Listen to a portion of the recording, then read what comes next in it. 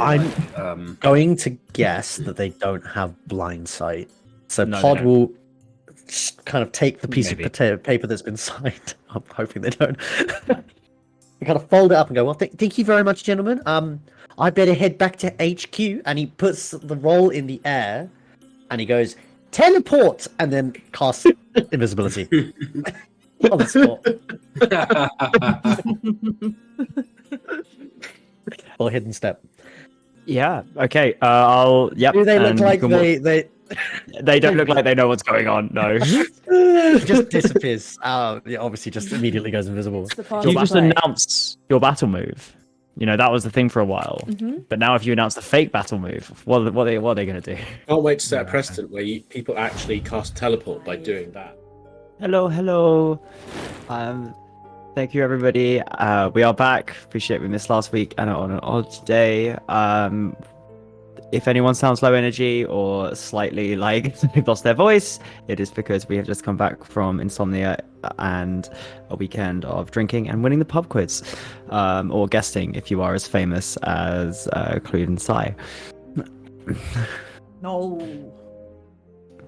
Famous world champions in our midst. So yes, hello everybody and welcome. We're D&D Boyband. We group of friends all like to play D&D Pretty Boys because apparently it's not fantasy, it's everybody's heart. My name is Jamie and joining me tonight are a group of fantastic D&D players. First of all, we have Luke as Arvist. Atreides. Eski as Pod. Hello. Clued as Casimir. You're my specials, everyone. Woo. Sai as Quan. Hello. And Ben as Mercy. Hey there, knife, chip and shatter. All right, Fuck favour you, I offer. knew I should have said that one. Fuck you, I knew I should have gone for that. One of you can do it I'll steal serious, my and the other I'll one can steal be my silly intro, guy. about it.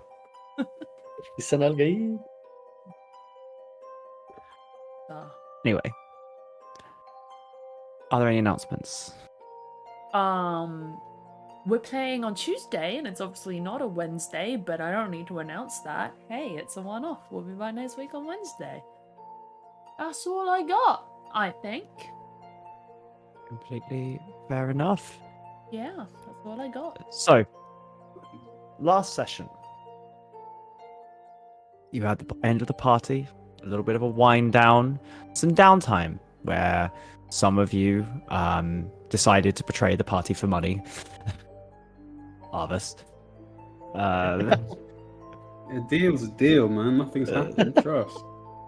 Other ones of you spoke to old NPCs, Bran, discussing Genguldir, asking Quan to come visit, and Quan's background and past, discussing Fazul and what has happened, the upcoming coronation and who will be attending, including members and people from where Casimir is running from, or says wants to go back to eventually. Running from is too strong a term. Heavily exiled from. Banished. Heavily exiled from. Wanted. Will die if set foot. Representing the Golden Order of Sacramar. Mm. It was very much a session of tying off loose ends and buying and shopping, and also coming up with the name, which is going to be Destiny's Boys, as has been decided, as has been decreed, so shall it be. That is the announcement. We're Destiny's boys, but also fuck Destiny. It's tongue in cheek. Destiny's child. Very funny. I'm sure you all got that without me explaining Yes. it. But So many double meanings, plays on words, themes of the campaign. Thank you for the poll Destiny's boys. and the boy band reference. All right. And Atlas says goodbye and lives. So, it is approximately, I think we left it off with 2 to 3 days to the coronation. Lyra is being prepared. House Kalim, Fort Valor, overrun by people arriving. Why so much was available last time, it's become a hubbub, a center of political activity and a festival, which tradesmen, sellers of various wares have made their way from across Lukai. Is there anything you guys would like to do before we progress to Mercy's summons? No, I mean, I think we're probably just prepping for the coronation, sorting out our outfits and machinating any machinations that need to be machined. I will allow you all to describe your outfits, if and when we get there. However, Mercy.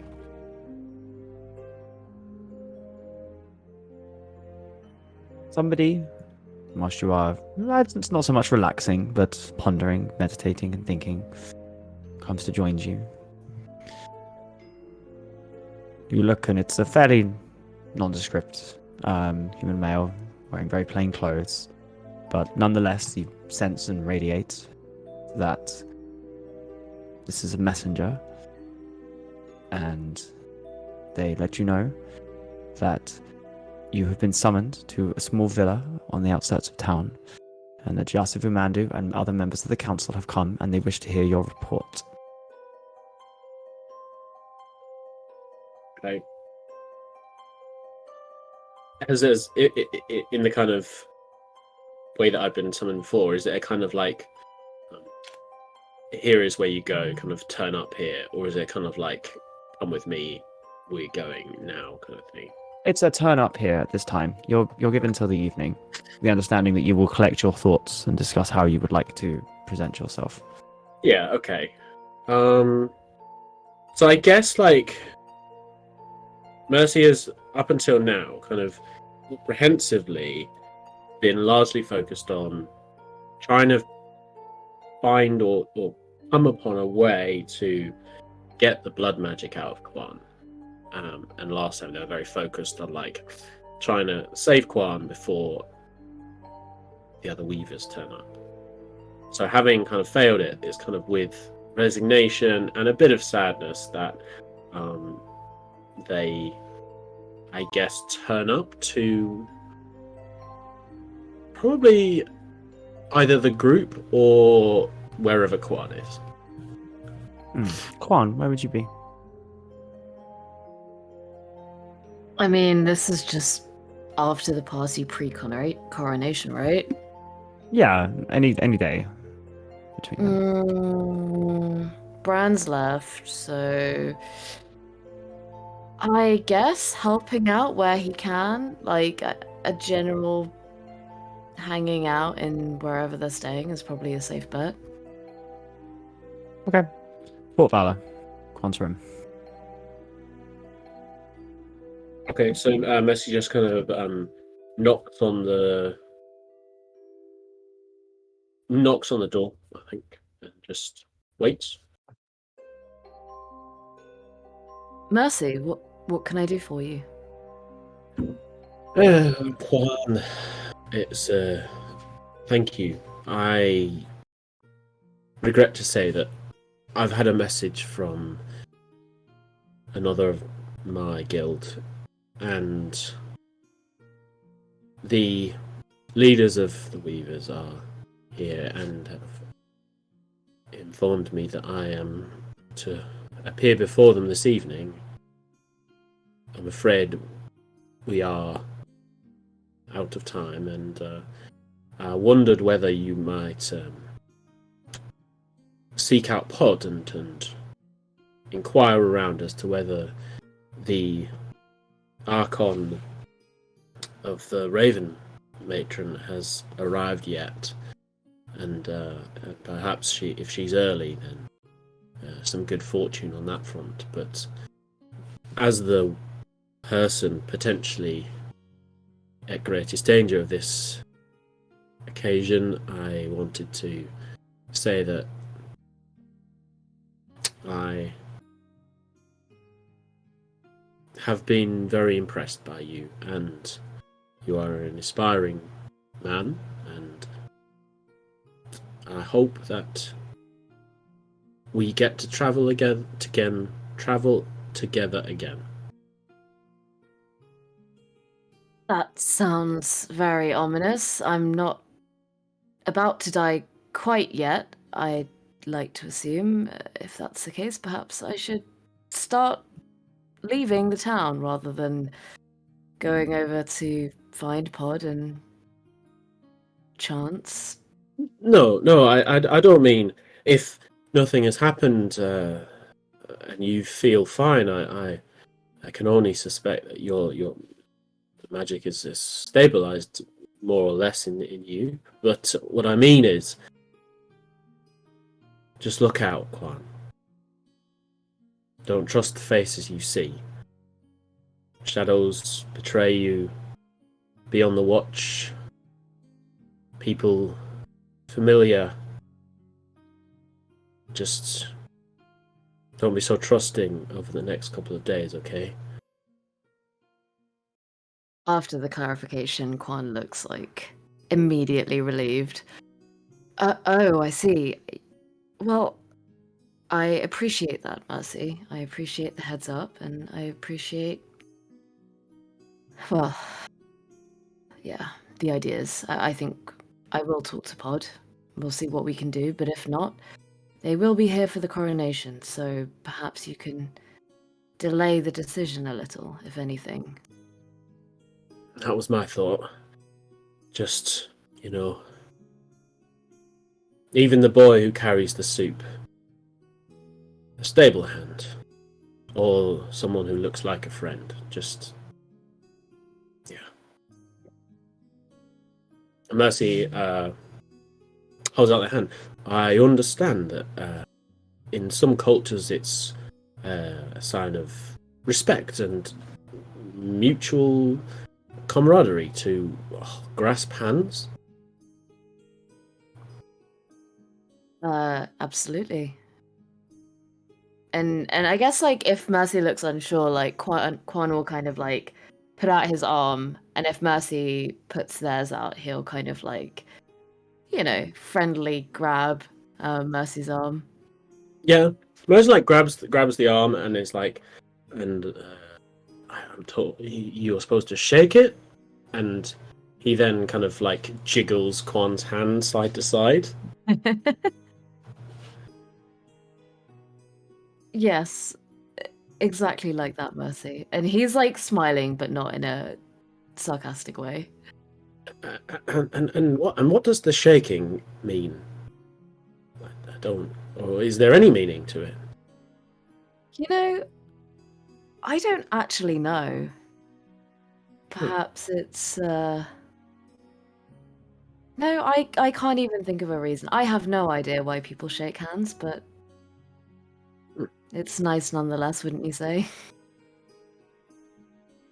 It's, I suppose, as nice as any other kind of custom. Well, maybe you'll get used to it.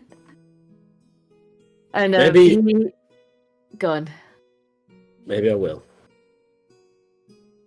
And he straightens up, and like there's another knock on the door, like assumedly like someone who's coming in with like food that he's requested or to clean up. And he says, and he looks over to the door, opens the door, and he says to Mercy, I will be extra vigilant as this random person that he clearly doesn't know hands him some food, and he goes to eat the food. Mercy just begins to be like, and then just sort of looks down, kind of sad, and is like, Quan, have a good evening. I'll see you tomorrow. I will have a great evening, and I'm sure you will too. Thanks, Mercy. Bye.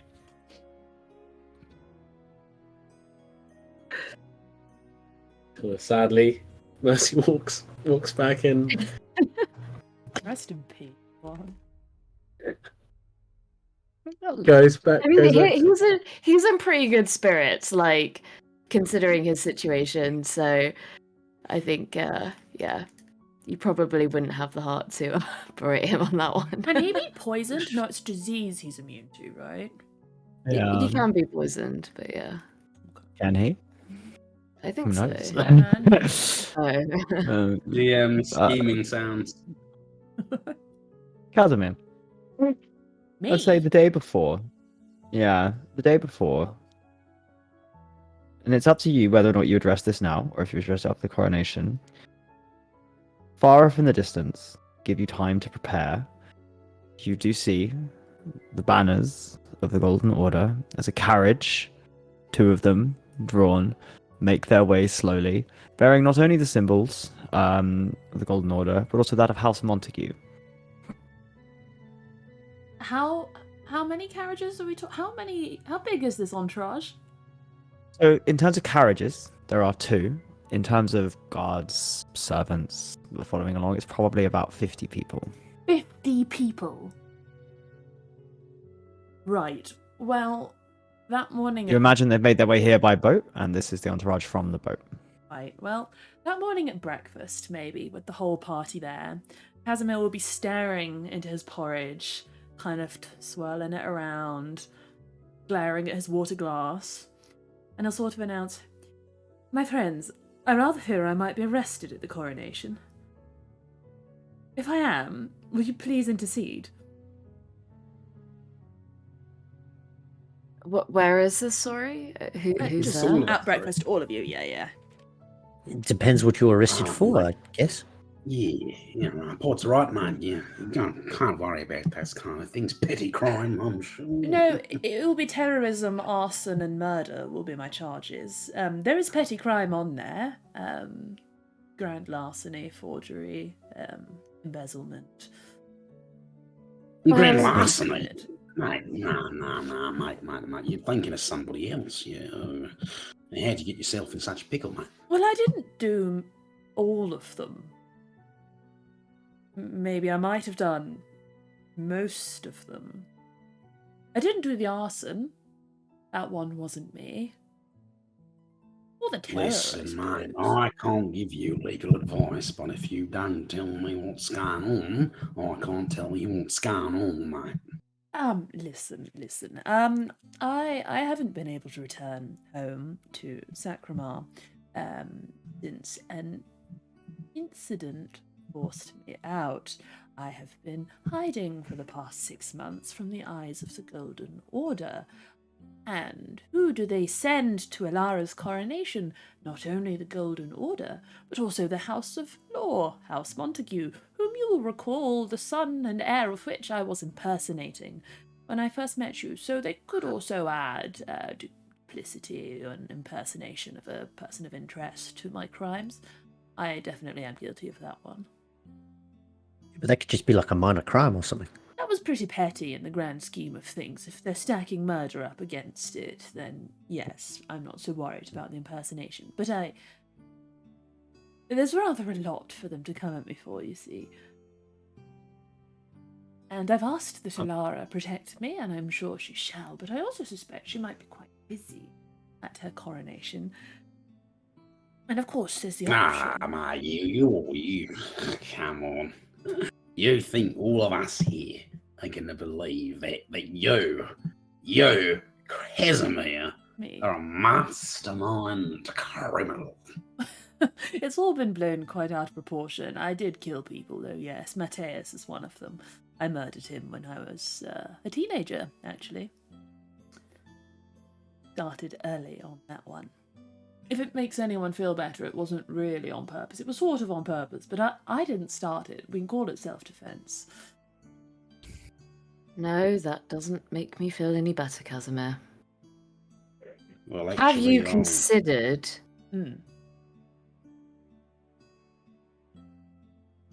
apologizing and turning yourself in?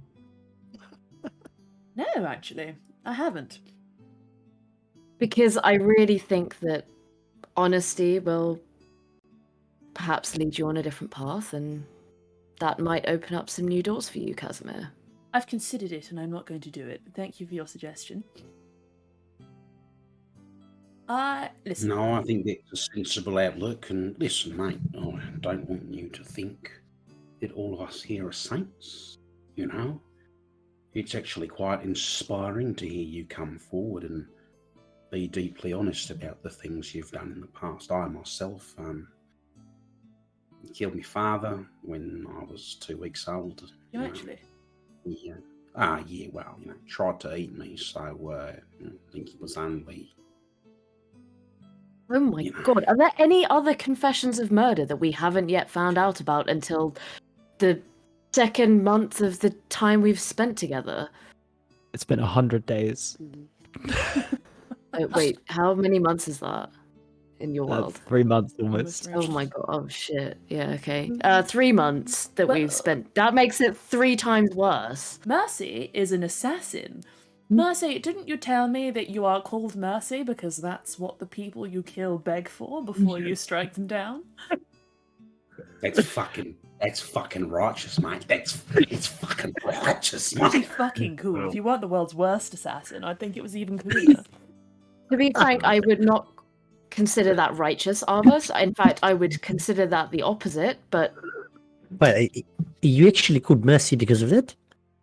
Am I here, Jamie? I'd love to be able Yes. to defend myself. Okay, thank you.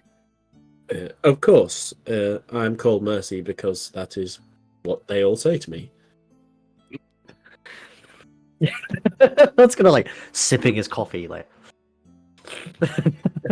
looking a little bit like that, like a picture Yes, of that- of Matthew Well, like, McConaughey. Kwan's As he's looking over smoking to a cigarette. Pod. Kwan's looking over to Pod and he's like, "And you're okay with this? You don't have any kind of input you want to add, Pod? I'm feeling quite like I'm not actually woken up yet."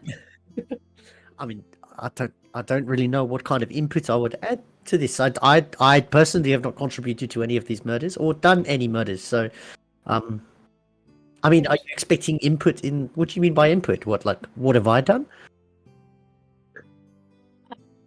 No, as in your personal opinion on murder in general is Not sort very of good. what I It's was. bad, actually. It's generally not supposed to happen. It's abhorrent. Well, that's actually not quite true, is it, Bodhi? You've contributed to possibly Kwan's eventual murder by channeling the stored energy of I still look surprised. Destiny. No, I Mhm. haven't. No, I haven't. It hasn't happened. He's not dead. He's right there. I haven't killed anybody. You actively might argue contributed that in as the manslaughter. murder of Razor, Is that murder? and you actively contributed in the murder of countless other of Razor's minions and fellow. That was warriors, self-defense, if I'm not actually. mistaken. Also, no. I didn't really kill anybody. I just, apart from like I think 1, 2 guys, and they were fighting. They were trying to kill you. I'm like, would you prefer I let them kill you? That doesn't seem very just. I just think that, well, they were not really defending themselves because they were ambushed, beaten, and stabbed. So, I think that I do want to highlight that I was not the one stabbing anyone when we were ambushing them.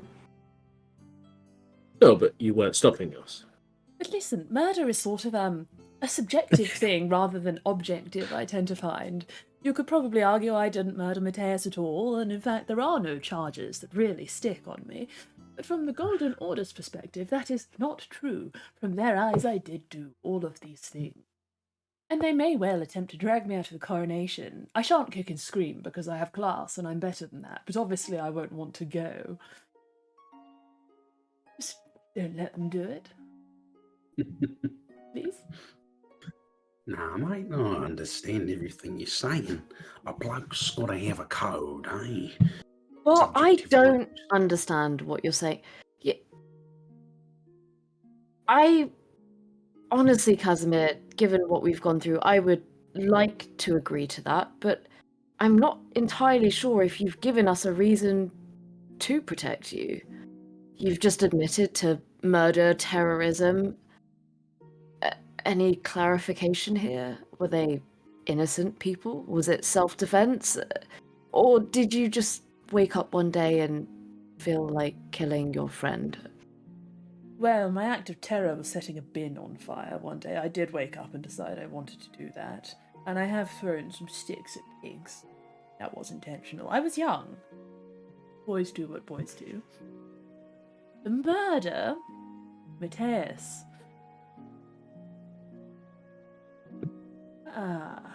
He kind of adopts this slightly far-away look.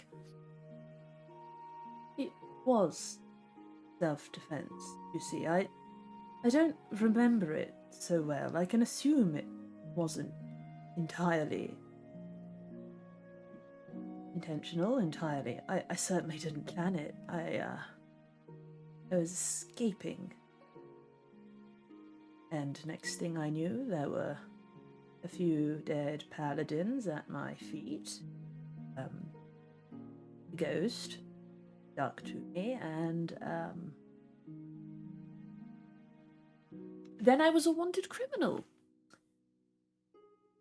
I did quite a good job of hiding for the next 10 years, you see. I sort of squirreled myself away. I was never found. They didn't have a particularly good eyewitness. I really thought that it had all blown over, that they never really knew who'd done it.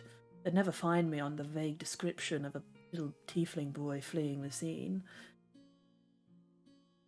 And my decade of disguising myself at parties, pretending to be everyone under the sun except myself, I grew bored of it, and I thought, perhaps, that it had washed over, that it hadn't stuck. So I attended one single function, one event as myself. And I don't even know that it was killing the paladins that got me. The head of the Golden Order was there. He seemed interested. Can't explain it. Like he knew something I didn't. And next I knew, where I was staying was set ablaze. The woman I was living with, kind old lady, killed in her convalescent home. I had to leave. All of it was pinned on me. Of course I didn't burn down my own home or kill my benefactor. But I did kill the paladins, yes. So, Casimir, what you're saying is you don't remember, but you were forced to protect yourself against these people. And when you do remember, they were dead. And the rest was... well, they were crimes you were accused of, but you didn't do them. You were falsely accused, correct? Aside from the bin, but I'm not going to drag you to the prison for setting a bin on fire. I appreciate that. It is vandalism, so that is punishable in a court of law. Well, maybe you should think about it, but I don't I'm regret not. it. I would do it again. Well, okay. So really, I feel like I don't. I feel like perhaps you deserve a fair trial. Perhaps allowing them to grab you at the coronation and make a fuss is not quite fair for what has happened to you. Yes, Is that what you're saying? there is no fair trial for me.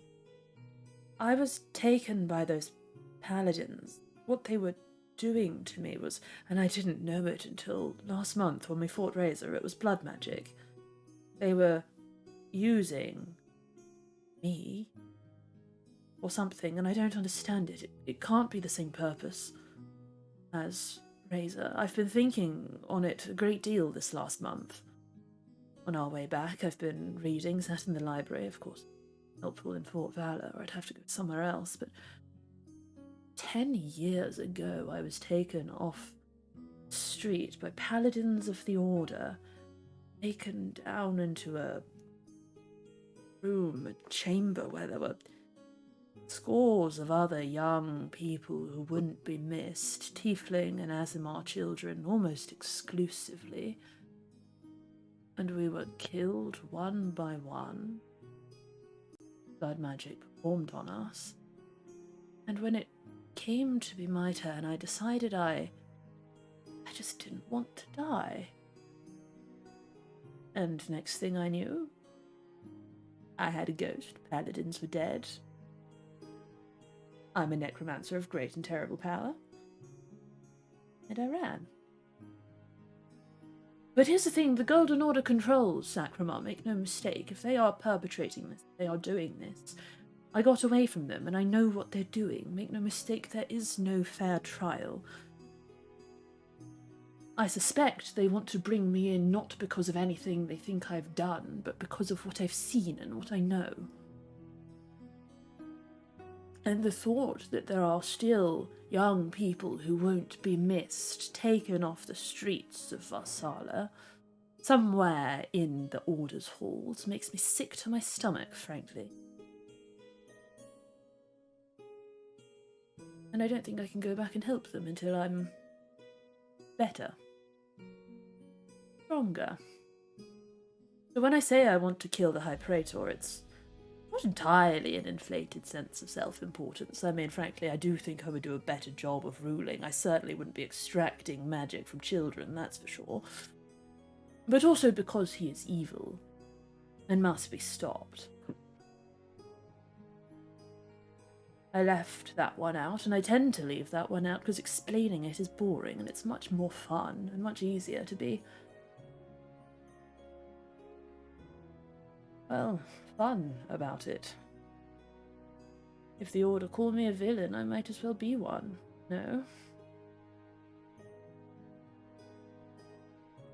If Casimir is killed or captured by the envoys from Sacramar and the Golden Order, then an important informative lead will have been extinguished.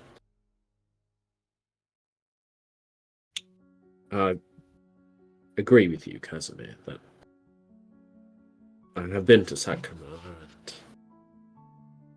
and there is nothing that goes on in the Golden City that the great houses and the church does not know. Whatever has happened with the magic, allegedly, whether to be, not that I disbelieve you, but to be proven or to be examined conclusively, if that is the case, then there is something happening on an institutional level. And it means their sophistication in the use and application of this power, and I use the word not lightly, but this aberrance of magical practice, is of the greatest concern. More Quans, not a good, but as Quan is, a dangerous container of a force they cannot control, which could hurt others around them. Here's the thing. Razor had been collecting her store of blood magic for what, months? Ptolemy in the Order, the Praetor, he's been doing it for over a decade.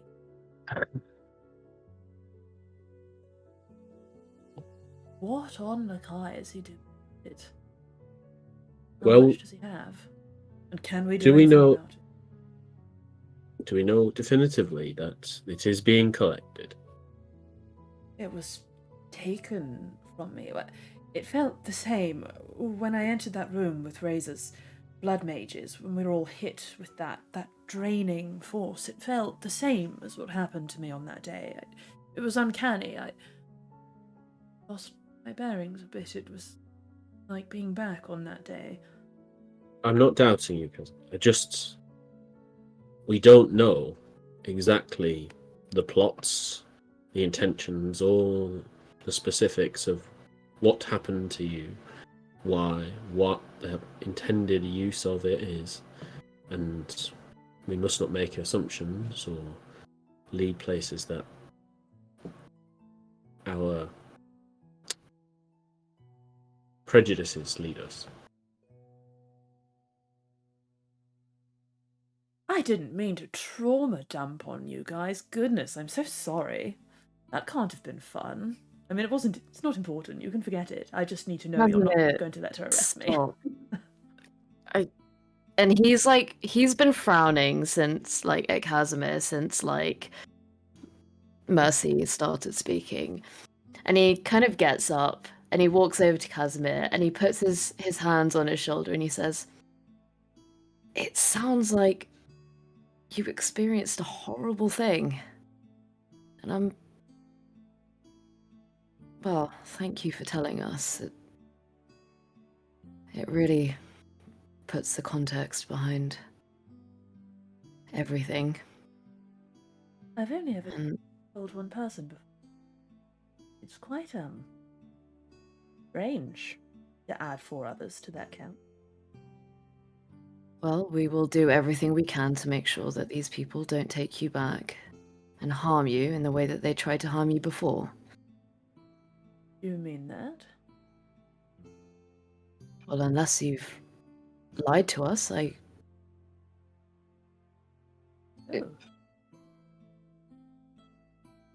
Good. He kind of keeps glancing down at the hand on his shoulder. Well, that's very nice of you. Thank you. Kind of get the sense he doesn't really know how to deal with genuine, genuine camaraderie. Very, very good. I of course have the option of not going to the coronation, but I'll be damned if I don't get to celebrate myself and my achievements in putting Alara on that throne. So I shall be going, and I shan't be disguising myself. I shall be looking Lady Montague, the head of the House of Law, in the eye, and I will be telling her to fuck off. I think. She can't do anything to me, surely. Because I'm a little sick of running, is what I've decided. I would hope that with everyone around, they can't harm you at Alara's coronation, and they wouldn't dare.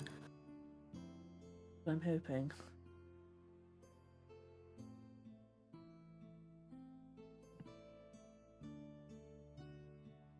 Okay. Good chat, everyone. Nice porridge.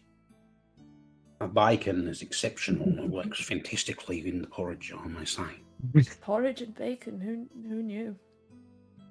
Who? I kind of want to try that now. I feel it's going to be awful. You could probably get That's like really crispy. I'm not crispy confident bacon it's gonna be flakes. nice. I Yeah. reckon that would be sick, Yeah. actually. Porridge and bacon is great. Savory porridge is awesome. Okay. Trademark that Nice. shit now. Mercy. Can I say my goodbyes? Oh, I mean, you can say your goodbyes if you want. Yeah, so before I leave, I'll be like, I must have something to attend to. Must take my leave, but as I said to Quan already, I hope that we get to travel together again. I And don't suppose you want to commit regicide with me? We could make that a plan. maybe. Only slightly less controversial than patricide, so I don't see why not. Great. Look out for one another, and you've achieved great things. All of you. I've been very proud and been very honoured to be able to be in your company for the last few months. Why are you getting emotional now? There's something in the porridge. I haven't had any porridge. Oh. I'm going to meet a friend of mine, and, well, I don't know whether I'll be seeing you again, You have friends? sort of. Other than us, of course. Other than you. If all goes well, I will see you tomorrow morning. I'll count on it. You know, Mercy, if you need something, or if you want to tell us something, we are here for you. Thank you, Gwen. That means a lot.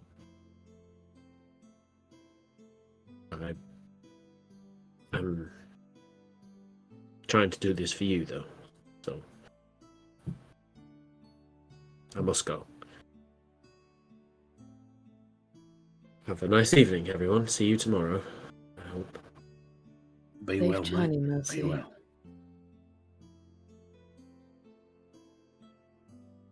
Okay, I'll leave. Fine, mate.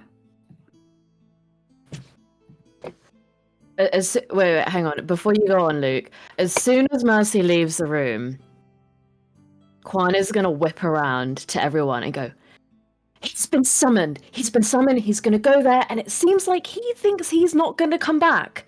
Maybe we should follow him.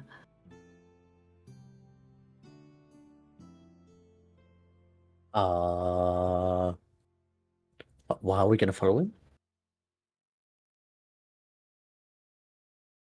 Pod, were you not paying attention to how Mercy just said goodbye to us? It was like he was saying goodbye forever.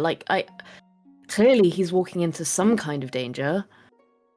I did You're not catch right, that vibe, but if you did, then yeah, we should follow him. No, I thought there was something ready about that, mate. Just the way he kind of said it. The way Mercy kind of said it. As if it was fucking normal. As if he was normal. Nah, mate. Quan's right. Something a little fishy is... Who says they might come back or not come back unless they mean it right? This was a joke. Other than that, all I mean to say is the way Mercy delivered that sentence was with shocking nonchalance, might I say. However, I think Quan has a point. Think.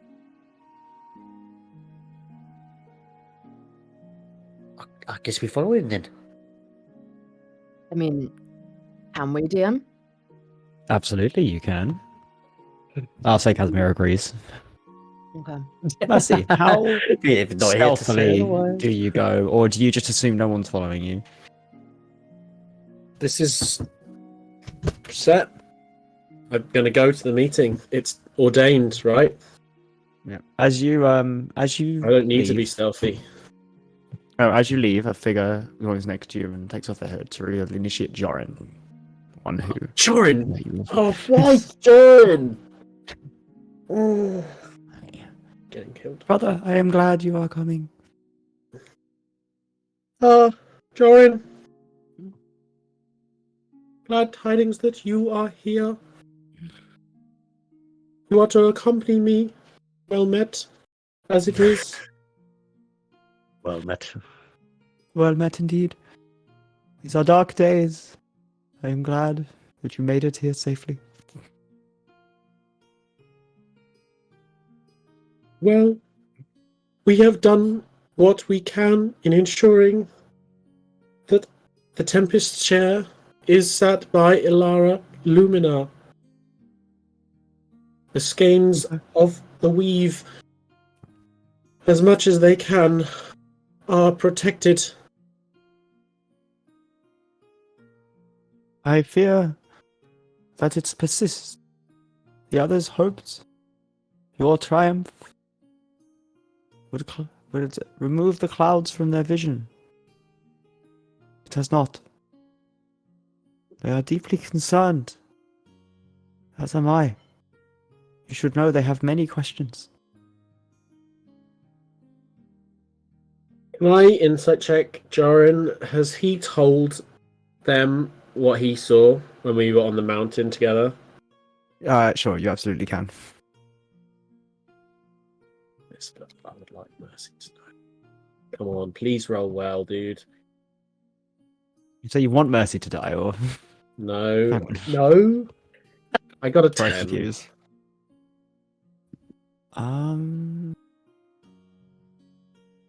You don't know? Okay, yeah. Lucy doesn't say anything, and it's just like, concerning. There are things to be discussed, and I have been summoned. Very good.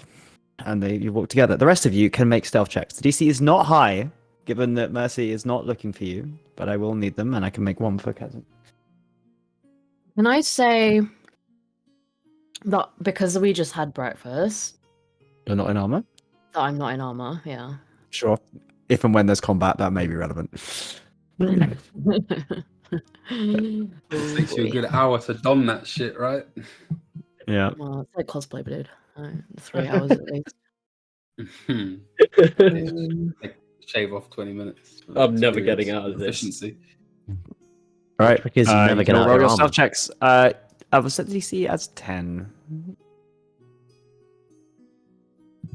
19 from Mike, me. can I confirm? Did I get access to that feat that I asked for, or do I still need to work a bit more for it? Yes, you did. Yes. Awesome. I'm just checking my stealth. Oh, that is a 21. Very nice. Ooh. Damn, Oh. That's a natural one. Natural one. Why? Okay. Why did Well, you have to ask us to roll this so early?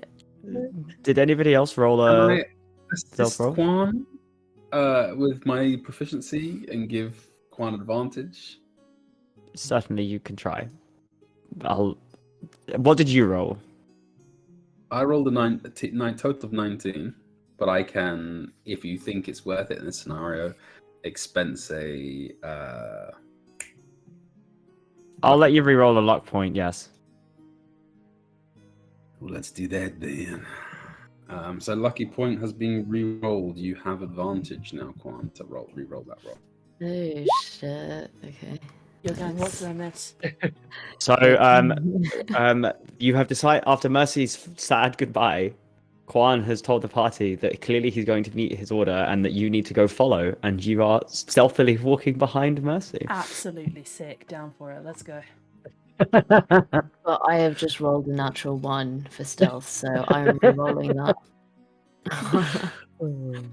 Happens to the best of us, you know. Okay. That's an 11.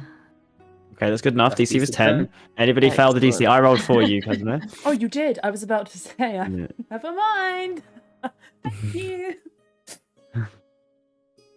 I tried out my new dice from Insomnia. And down. It's in the straight in the bed. Okay. So you are all able to follow behind Mercy. Mercy, you are taken. You know where you're going, but Jorin follows you, and you'll make your way to a villa on the outskirts of town. Relatively nice, not understated, but certainly the largest building in a village adjacent. Probably about a 5-minute walk. The rest of you follow, watching these two figures who you recognise, Jorin, make their way. It's clearly some noble house, some local lord villager lives here or lived here. However, they have been taken over in the rush to get everybody here, including by your order. And it's Mercy, as you approach, you see there are multiple members of the Weavers, hooded figures around, and you are ushered inside and ushered in. And it's a fairly modest hall. Two people. Can I Sorry. try something Yes. in this? Yes, go on. sorry, go for it. Yes, no, go for it. As I see the people and I'm sort of like ushered in, if there's any kind of like instance of small talk, can I do some sort of like, I don't know, like small talk, like greetings, you know, like a persuasion, like a nicety check, just to like kind of have them think of me favorably. You know, like if you're going to an interview, you're like nice to the receptionist, and you like, if you kind of know the people, then you can like up your chances of like doing well to get the job. Yeah, of course. Is there anything I could do for that in this situation? Like, do I know any of these? Isn't that the When you definition go of a riz check? when you go into the meeting, I'll let you roll a general charisma check. Okay, This cool. is As you're described kind a of riz nice check. and riz check. Okay. The rest of you, however, there is a fence. You could jump it, and there are guards. You see Mercy get ushered inside this villa. Are you going to try to follow him inside, or are you going to wait outside? Terribly officious. Is What do we do? Get him? I mean, we can wait outside, see what happens. Well, I can go inside and I can relay. I can very easily. Sorry, DM, what is the obstacle here? Remind me. There's a fence and some guards. Okay, so a guarded fence or a fence and some guards? We A could, fence and some guards. They're not patrolling. They seem fairly nonchalant. we could all pretend to be changeling Mercy's order and say that we are pretending Mercy. But we are actually changeling. Say nice things about Severus and as destiny wills it. Oh, there was a There's just no way that works. there was a technique that I had attempted to find myself some clothes very early on. Perhaps Arvis, seeing as you are quite stealthy, you could distract the guards for us to walk in and then follow stealthily. Are you implying you stole Right, clothes, right. Gone? I repaid the debt in full 2 days afterwards once I Right. had the funds. For 2 days, you were a thief. No I- wonder Tyr disowned you, man. Jeez. I merely borrowed the clothes, Casimir. There is a difference when you have an intent to repay. It's all crystallizing. It all makes sense to me now. No, I see. Say no more. He like folds his arms. You know, It I'm was not just do what an I do. idea. understand. You know what you could do what I do and just wear the same clothes all the time. And you just look like you changed them. That's disgusting. Let's do it. What do you mean? Distract them. Let's go.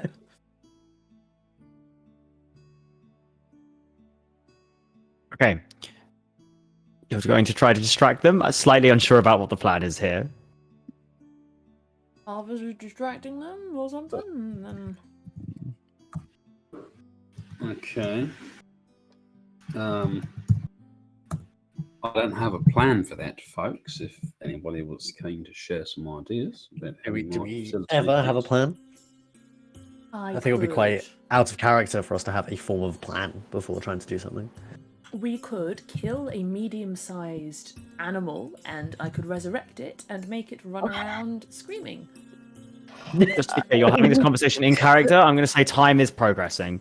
I don't think we need to kill an innocent animal. You're not killing all someone's you need dog. to do is perhaps pretend you are in need of help and cry out to the guards. And once they are suitably distracted, we can slip past them.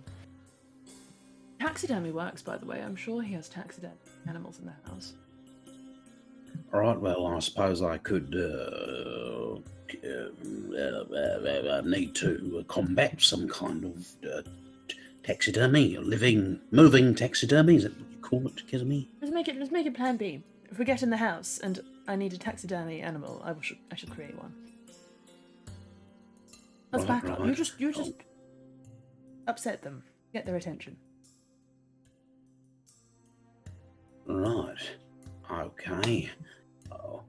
Who are these blokes? Trying to kill me, aren't they? They are Mercy's order who share aberrants like myself.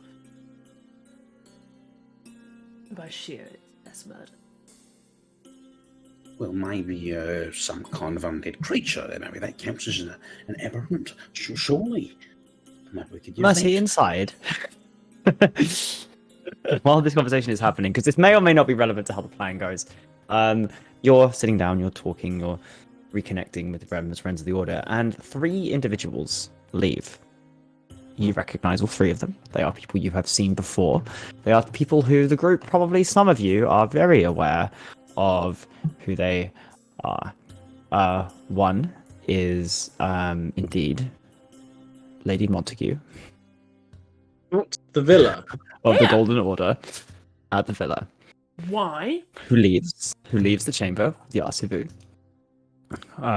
Followed by she is a very, very thin, somewhere in her 50s, incredibly sensibly well dressed, kind of hair back in a bun, like no rings, a single amulet kind of with the symbol of the House of Law on it, and she doesn't even spare a glance for you as she walks out of the villa, pursued by what you presume would be her son, Ivor Montague, who, in almost complete contrast, sorry, they're both very tall. Mother's very skinny. Who, in almost complete contrast to the mother, is 6'7", very muscular, tanned, but in a slightly odd way, as if there's like a slight ashen quality to his skin. You hear the recall that somewhere in their line there is a very fairly famous Goliath barbarian. Dark hair, blue eyes, looking deeply uncomfortable to be there, looking around, and is just kind of like following almost in the heel steps of his mother, doesn't seem to be able to get too far away. Why is he The one here? Sorry, continue. following them is sorry, I'm gonna have to find my not Isandro, is possibly one of the most powerful and famous people in Lukai, Sovereign Arbiter Lysandra Valtorin, the current leader of Dominus.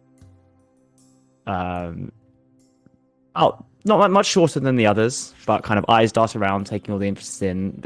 Deep shame of emerald, kind of brown hair going down to around her shoulders, dressed much more elegantly than either of the others, and wears it much more well. And you see her nod around and kind of nod her head, not in deference, but in respect. And all three of them, and a couple of other people from the other room, their guards, begin to leave the villa. And as you're having your discussion about taxidermy, you all turn from the tree line, and you see these three people leave the villa. Holy fuck, shit. He's going to stand really close behind Quan and just like shunt him so he's standing in his shadow and like peer around his pauldron. Don't move, Quan. All of you outside see these, I'd say 10 figures now, 7 guard, and these 3 walking in the center. And you see that Lady Montague and Sovereign Valtorian are engaged in conversation, and Ivor Montague is looking behind and kind of staring at the ground and kind of shuffling along, which is odd given he is 6'7" and one of the most muscular people any of you have ever seen. Passive perception plus observant. So I read their lips. What are they saying? When they're in the chamber, because they've left the villa now. Whenever I behind could, them. whenever I can see them. You will Especially when see. they're talking. Yeah. So they don't really talk when they're in there. When they leave, I'll let you give a perception check for how much you get of it. Cool. As you look out the window. Please don't fight me. 22. 22. I will message you. Okay.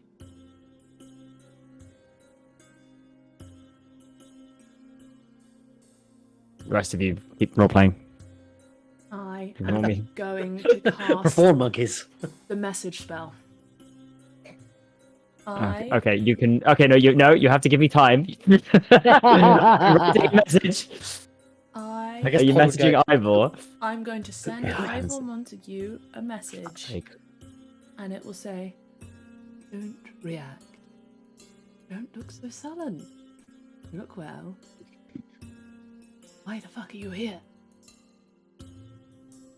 Leave." And that's all he's gonna get. Okay, I'm finished writing my message, and then I will respond. I guess probably. Who are they?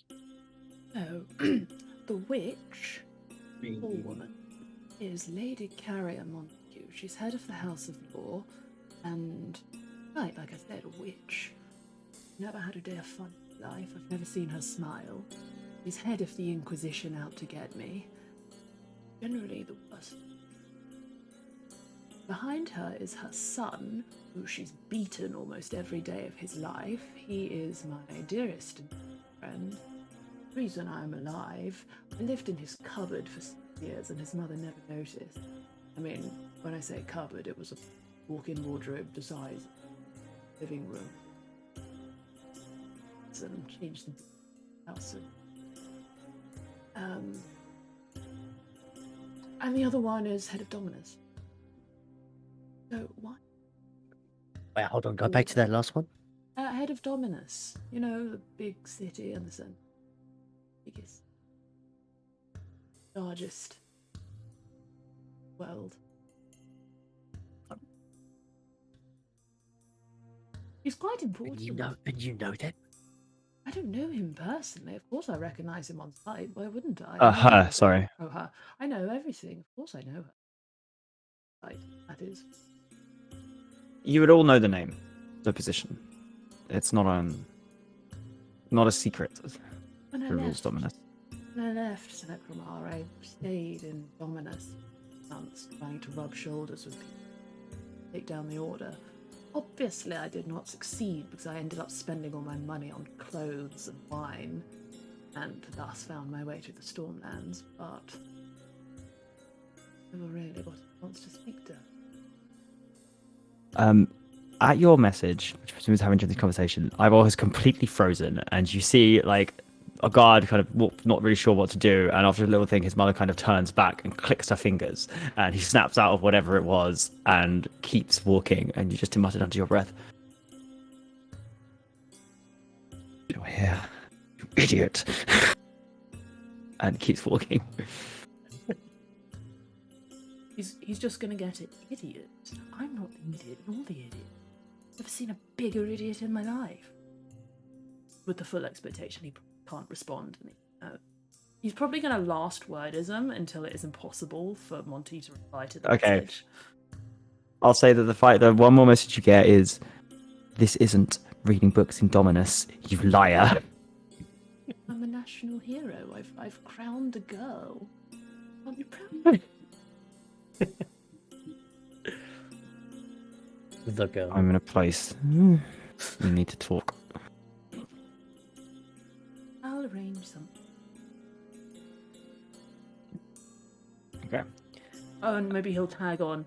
I think your waistcoat might be a little small, actually. It's pulling over your shoulders. I'll fix it, Dave. At that, you guys can continue to discuss, and I'll give you one more opportunity to get through the guards or do whatever you want, as presumably nobody interrupts this caravan as they leave. Mercy. Yeah. You are beckoned in by Hammond, the seer. Human, Okay. at least citizen's appearance, 18 years old, much elder, who replaced Kuyem Tikitku as the primary reader of the weave and oldest Love member of the council. Beckons you into a shrouded room. There are 3 figures, including Hammond, sitting around the table. Not the entire council has come, but Lorium Stormshroud, Hammond the Seer, and Jasifu, current leader of the Weavers, or established, gazes up. Always wearing, or she has since Lilith's ascension, the familiar form of a half-elf, kind of battle-scarred, hair tied back, leather armor, slightly kind of glowing amber eyes, and Hammond gestures for you to sit. Yeah, I sit down. Do I know? I think I know of Yasivu, but do I know any of them personally, or is it? Just No, you heard? would have heard of all these people. This would be your first time meeting them all, but you would know who they all are. Cool. So Lorian, Hammond, and Delara. And broadly but duly, Lorian is kind of a bit of the quartermaster, whereas Hammond is. And Yasivu looks up and, "I understand you go by Mercy. Is that the name you are most comfortable with?" Yes, Oracle. I have taken on the title that was given to me. I see. Well, the events here have far-reaching consequences. I am pleased that you reported immediately upon finding Lilith's involvement. Of course, we have been looking for her for must be 50 years. So, In your own words, what led you to fail in your initial mission and succeed in a greater one? And why, with that completed, does your initial mission still live? I am sure you, and I guess like as the kind of nervousness comes through, their changeling voice replaces that of Atropos's. You have questions, Oracle. Why is the aberrant not dead, as you have said? What happened to the weave, and why does Jorin assert that I am part of it? But before you pass judgment, I will explain. Not with an insight check. They all move at that. And you realize, in that moment, none of them knew that. Fuck me. Snake. Wow. At this point, they put up a hand. Hammond. Yes, please verify. And Hammond comes over and goes to put his hand on your shoulder. Yeah, I let him. You don't deny shaking the hand of the Queen. And Hammond comes back. It is as he says. Well, they say. They have rejoined the weave. Yasavu's eyes narrow. Complete your story. And explain that aspect Mercy notes too. strongly the word rejoined. Doesn't it? The turbulence of the weave and Lilith's hand in the skein of destiny have made reading the future most difficult in the face of unforeseen and unforeseeable futures. We have done what we can to preserve the greater threads, Ilara Lumina as Tempest Chair, the planting of Gale, the shearing of Razor Jalin, and her supposed intentions to destroy the weave. However, doing so has been like a carpet of snakes crossing the desert of quicksand, ever shifting and waiting to fall, sacrificing threads I was meant to protect to ensure a greater purpose. The aberrant I was meant to shear, Casimir Crossley, has unmistakable warps of the god's weave. Over the weeks I have been in his company, I have watched closely and seen what I believe the other diviners did not and could not. I believe he's not what we first seemed. He has a shred of history that I believe there are other mortals within Varsala. Dorin mentioned Savras appeared before him.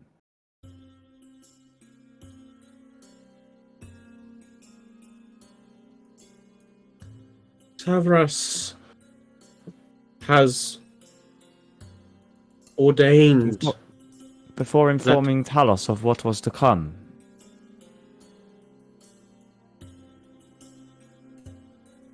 Yes, I believe it was seen by others that this intervention took place. He is important.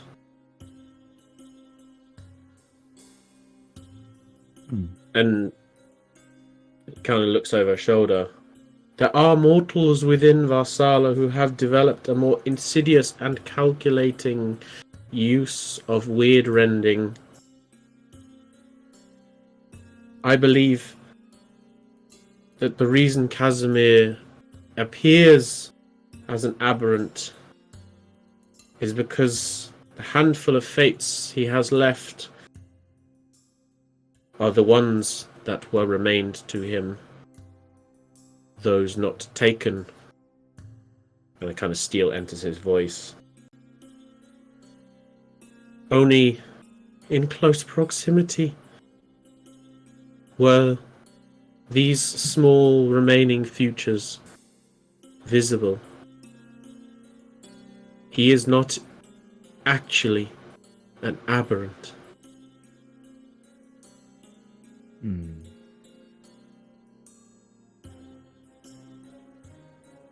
And of Quan, What is your report?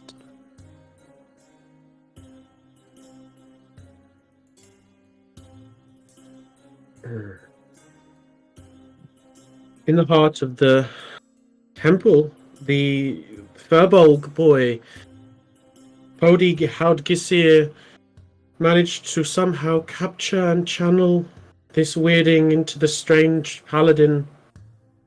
The man now buckles under the weight of 1,000 pasts, presents, and futures. That he did not explode tells me much. A feat that even at the height of his power, Master Oyemtetyo could not have achieved. I believe that there is more to this man than appears. No reference, no chain was found regarding him. Could it be you mistook one aberrant for another?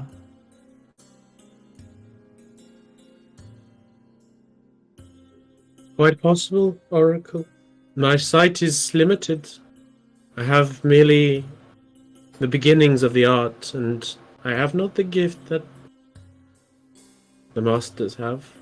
But I have seen many connections now after this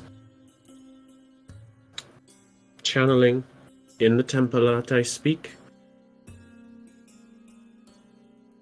There was an event I wish to ask you about. All of those connected to the weave were repulsed by a green light. Some of our number died.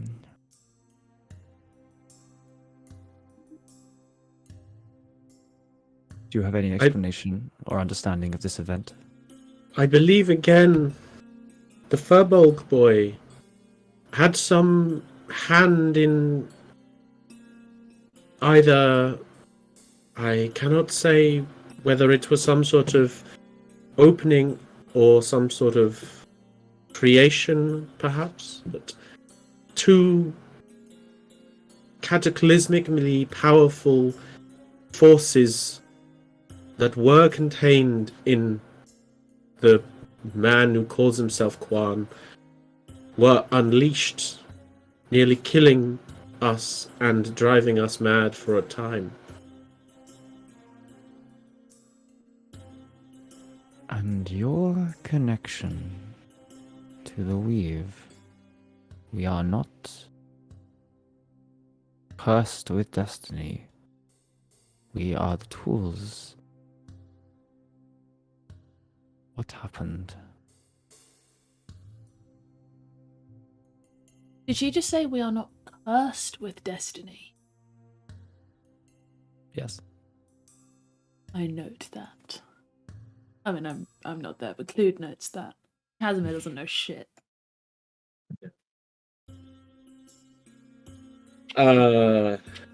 Fuck.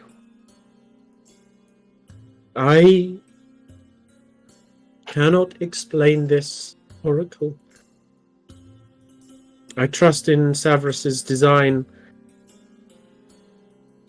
and the foresight of the council, but I have seen things, strange things within the weave. Things What in thing? Casimir's past.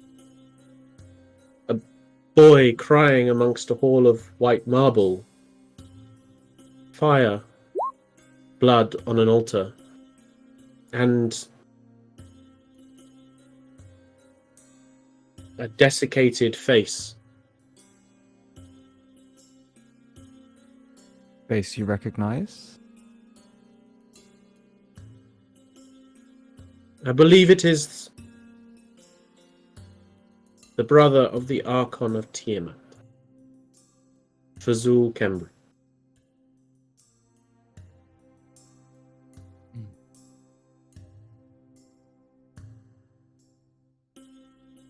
A voice echoes.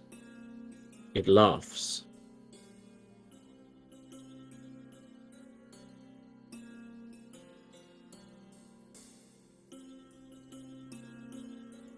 I trust you are truthful. We require deliberation. Please, take your leave. Wait outside. One beg that in your wisdom you will see that whatever the condition of the Quan man, his affliction is not of his design nor his fault. He may yet be saved by the ministrations of others more skilled in wielding. Perhaps the Archon of the Raven Queen. Mercy just immediately stops talking. It is not in Bows. our interest to affect what we are not meant to. Starbuss's design is not about saving those who have too much destiny. Thrust upon them or not. Quan will die, now or later, and should that presence be removed from him, and he is indeed the aberrant you were meant to seek, we will deal with him as we deal with all. If what you say about Casimir is true, he will live his life with the options he has remaining, as long as he does not deviate from the path. You pose the largest conundrum to us, Mercy.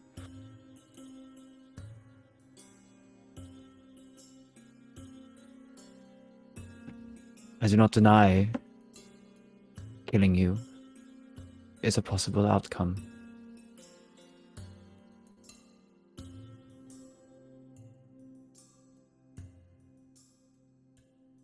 But this has not happened before.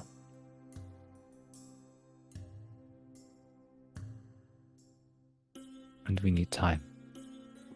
So please. I will trust in your wisdom. And the Weaves will. And the rest of you, as Mercy leaves, presumably breathing a heavy and unsure sigh, this is your chance. Do what you want. Lady Ivor. Okay, query. Yes. It's if you want to say something first, yeah, go ahead. No, I was going to say Lady Montague, Ivor Montague, and the Sovereign have all, at this point, walked far enough away to no longer be of consideration, unless anything wanted to do anything about them being here. So it's just you, the guards, and the villa.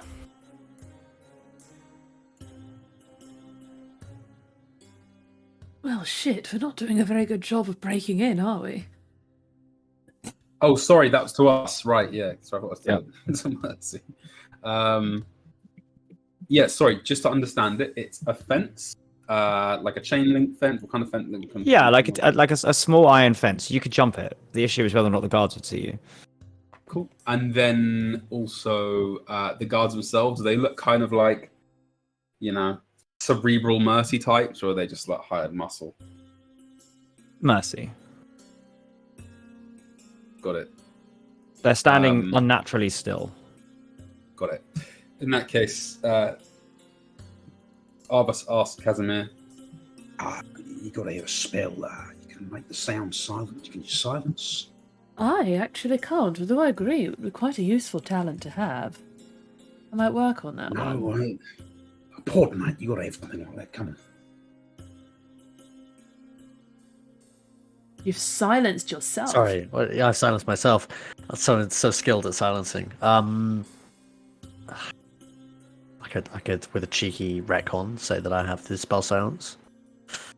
It is not within my normal. If you wouldn't prepare it, then you probably wouldn't, would you? It depends. Let me check whether I even have it as an option of other spells. Quan, Uh, what a bitch you, mate. no, I don't think I do know silence actually. Oh no, I do. What about me? Oh wait, I could Yeah, technically probably. because I didn't learn new spells upon leveling up, so I technically have 2 empty slots, so one of them could be silence. Potentially. I mean, I don't know. Yes. I was just checking. I haven't learned. Does I've got Kelenvor one. grace you with silence in this moment? I thought that's a DM The decision. silence of the grave just sort of rests I'm not on you. replacing a spell, Jamie. I just forgot Mhm. to enable it, but I totally would have done. I think they call this retconning, but This is most definitely No, recommended. yeah, you can proceed without. All right. That's why Arvis just yeah. Arvis just says in that case. All right, well, I can disguise myself as a bailiff and attempt to repossess the fence. Any ideas? I'll Well, I'm going to just- give you 5 minutes of real life time to decide a plan. You could just throw a bomb over there and we could run in the entrance while they're checking it out. You could do Yes. what? Sorry. Throw a bomb over there and while they're checking it out, we run in. Oh, mate, may I call you mate? Do you know what these things are, how they work, what they do? You think you can throw these things around without consequences? People hear this far and wide. They will come from miles. Okay, then. I mean, I can shoot some fire at something, some dry leaves over there. I mean, I am an accomplished arsonist if you listen to Lady Montague, so I might as well flex my talents. Just a harmless Right. little burning bush.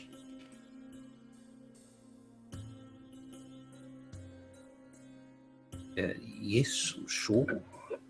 I'm happy to distract them and talk to them, and I don't know. Well, how about this? I'll set the bush on fire. If they go running, then we just run in the front door. If they don't do anything about the burning bush, then you throw some bombs at it or something, or go talk to them. All right. You All set right. a bush on fire. Right, well, I will go and alert them to the fire, and Okay. there you go. Yeah, I'm going to find an angle where it's not obvious I'm just shooting from around the corner. Find a dry old looking bush, a crusty bush. Set them on fire. The forest nearby. Yeah, dry looking hedge, a bush, little rose bush. Now, what's the summer in Fort Valor? Is it rainy? Yeah, decently. And very lush. It's just been It's kind of moist. stormy, rainy weather. Yeah. Okay, then I shoot a few fire bolts, dry it out, sizzle the tree trunk a little bit. Then Okay. Sure. You slowly dry it out, and things go up in flames. Is your attempt to distract the guards? yeah, and then I'm gonna duck beneath the.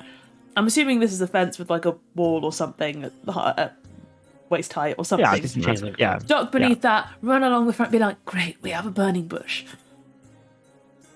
Do the guards move? Guards look at it and do not move. I'll fucking go. I'll do it. And Right. Arvis is going to use, probably possibly for the first time, a first level spell, which I have. And I'm going to cast Disguise Self on oneself. And I'm going to disguise myself as an official, I will just describe. Somebody who makes other people's business their business. Sure. Yeah, that's how I'm going to describe it. What is going to more immediately human react than to anything this else. and do the same to someone who looks slightly similar, but the same attire.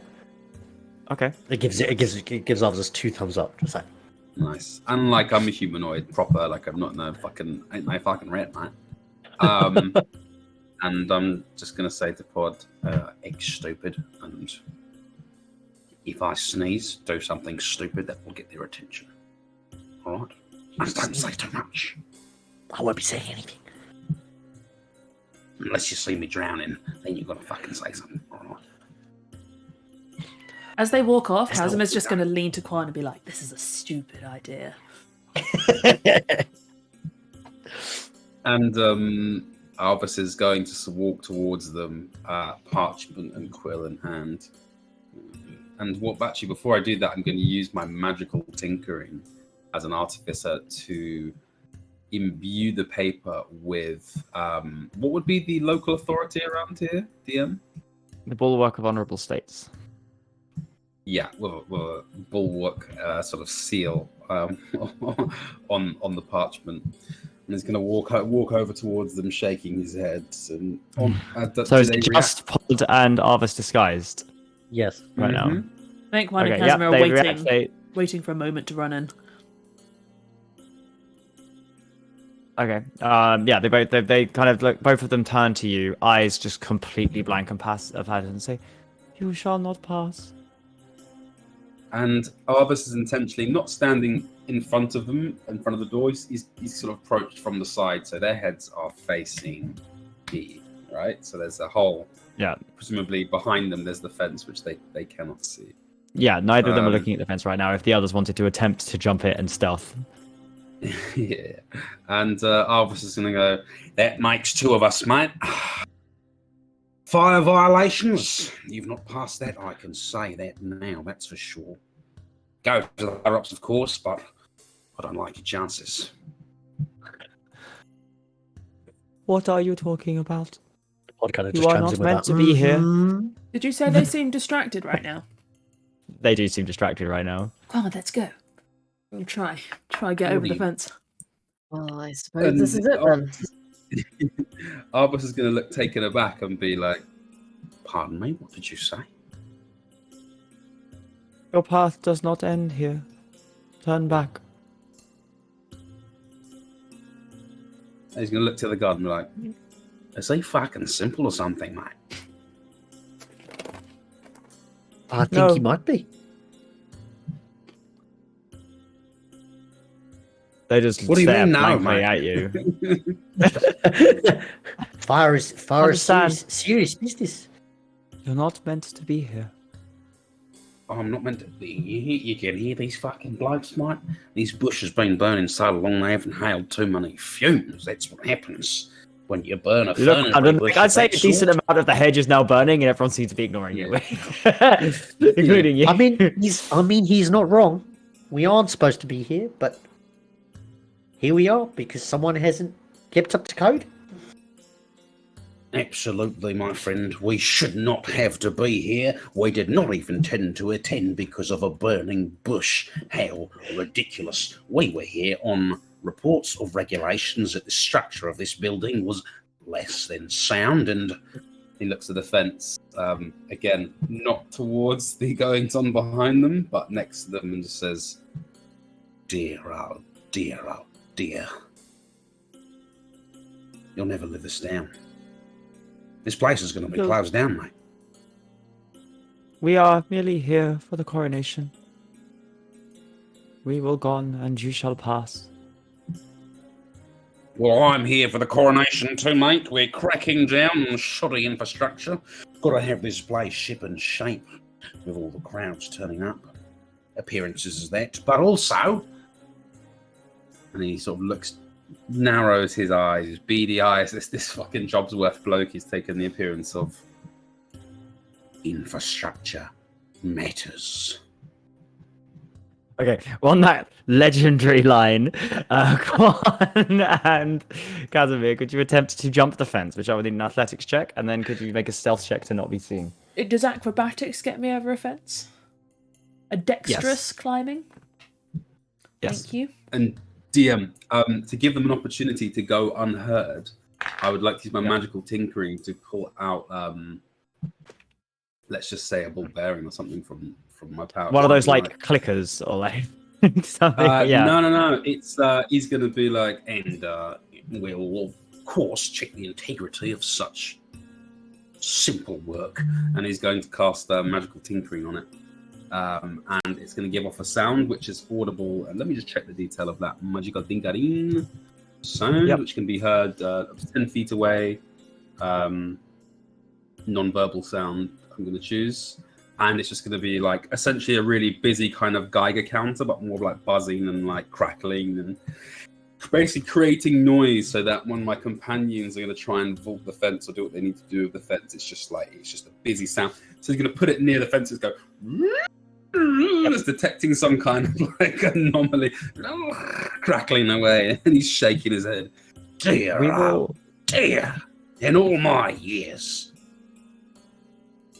17. We will. Okay, we'll give you advantage on the stealth roll, given all the distractions. Stealth?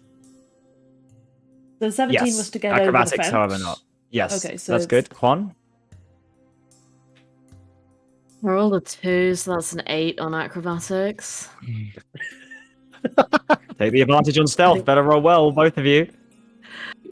Okay, stealth. That's a 19. Oh, that's an 18. Okay, 19 and 18. Quan, it is not elegant, it is not pretty, and it's surprisingly not quiet, but Arvis's distraction just about manages to get you over the wall, but you have lost time. As he's slipping, I'll like grab his arm and sort of stabilize him and... Oh, you were the fit one. Pull him over the fence. I'm just having an off day. I'm tired. I didn't sleep well. That's all there is to it. Oh, I understand. Yes, the whole explosion thing. Understandable. You're doing great. And we're over. Sneaking towards the house. Okay. Sneaking towards the house. Mercy. Inside, you sit, waiting, tapping your foot. There is loud conversation coming from the other side. It certainly sounds like people are arguing.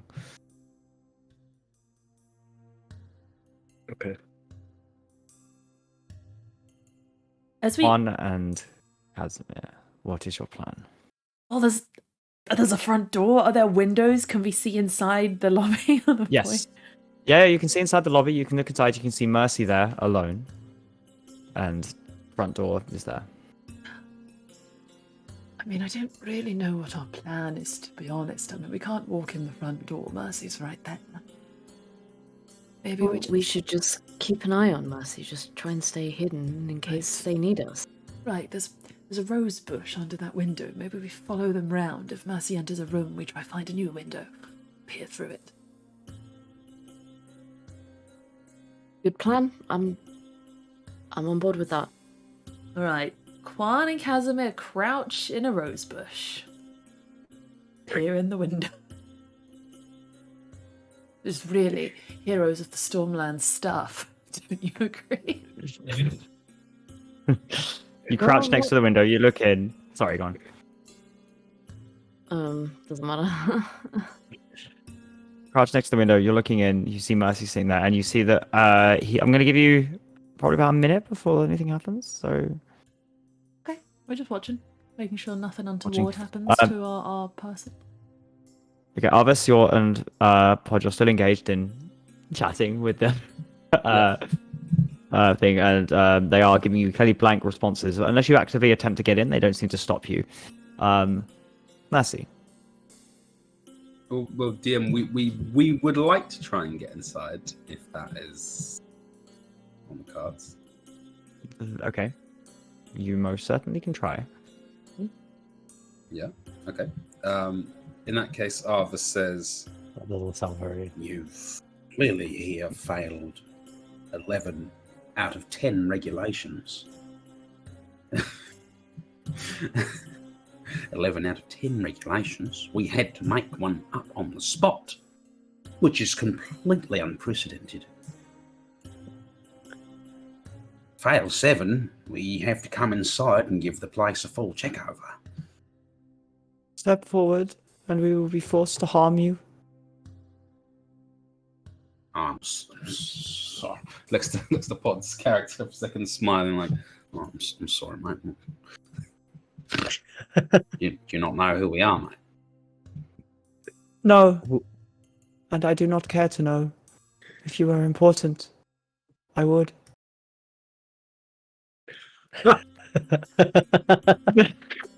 Yo, that's so cold.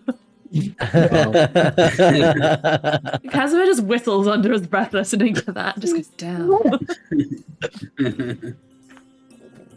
right? And if we try to come inside, as we are given right to by the authorities that be, at a moment's notice, otherwise without warrant, what would you do, sir?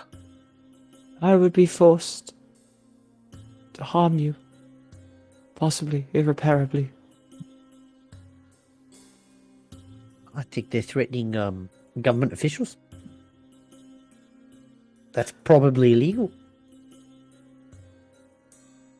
Illegal.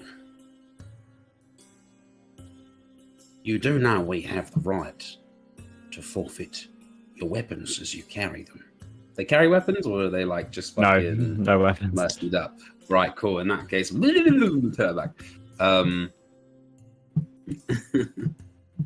Well, I don't see any weapons on either of you. That is correct.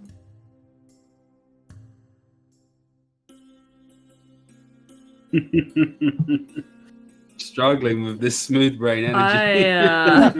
I don't know about this one, Chief. I think they will straight up beat you to death. I think they fucking will. I'll get out of here. I don't know if the cleric will. You know what I'm saying? Yeah, maybe this is a your losses. All right. I think we should leave and come back with a lot more people.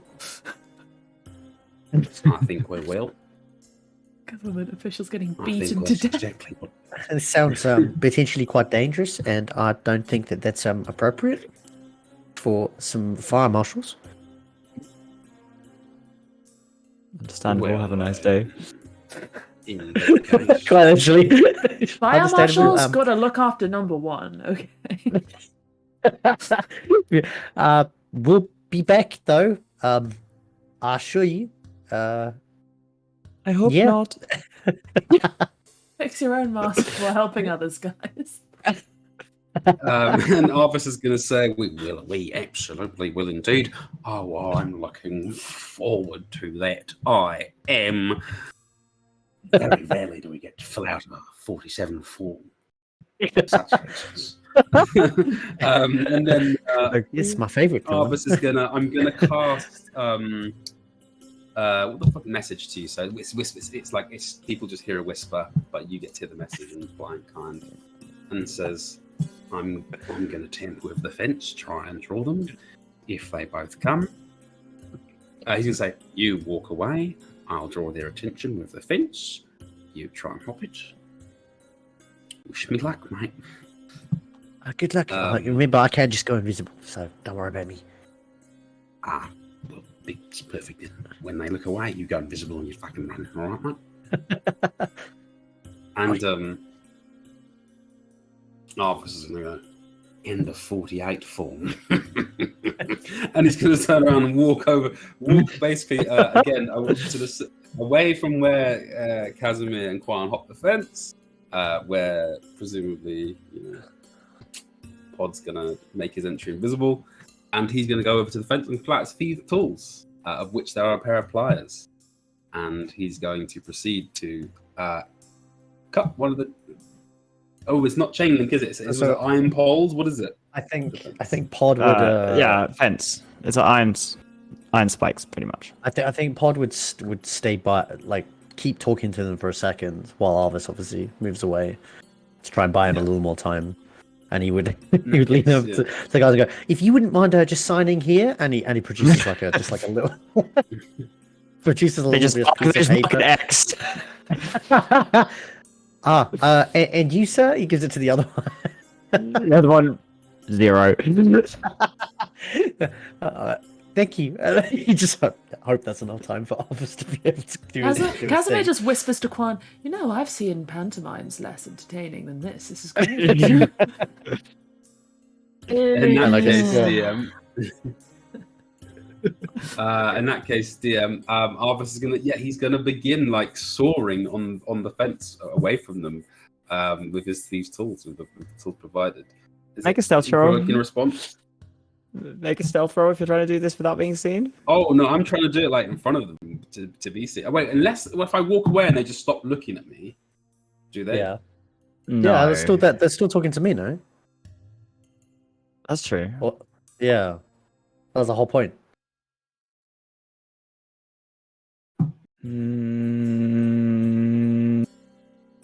If they're still talking to Pod, you can make a stealth roll for them not to see you. Cool. But it's whether or not you Okay, want so- to be seen. Yeah, I mean, intentionally I was going to, but if they just completely stop looking at me and they're absorbed in everything Pod's saying with their kind of fucking... I've got them to super- sign two documents. By documents, I mean just literally blank pieces of paper. Mhm. Like, surely that will distract them long enough. In that case, DM, like, fuck, I got like a climbing speed, yo, and I got crazy Okay. stuff. Yeah. Go over. Arvis, you can jump over. I'll say you don't need to roll acrobatics, but you do need to roll stealth. Okay, cool. Let's roll stealth. Stealth! It's an 18. An 18. Yep, absolutely. Arvis, no problem. You jump over and Pod, you see this. Cool. Gonna cast Whisper again and be I'm- like, Going to guess that they don't have blind sight. I'm guessing. So No, they Pod don't. will just kind of take the piece Maybe. of paper that's been signed. I'm hoping they don't. They kind of fold it up and go, well, thank you very much, gentlemen.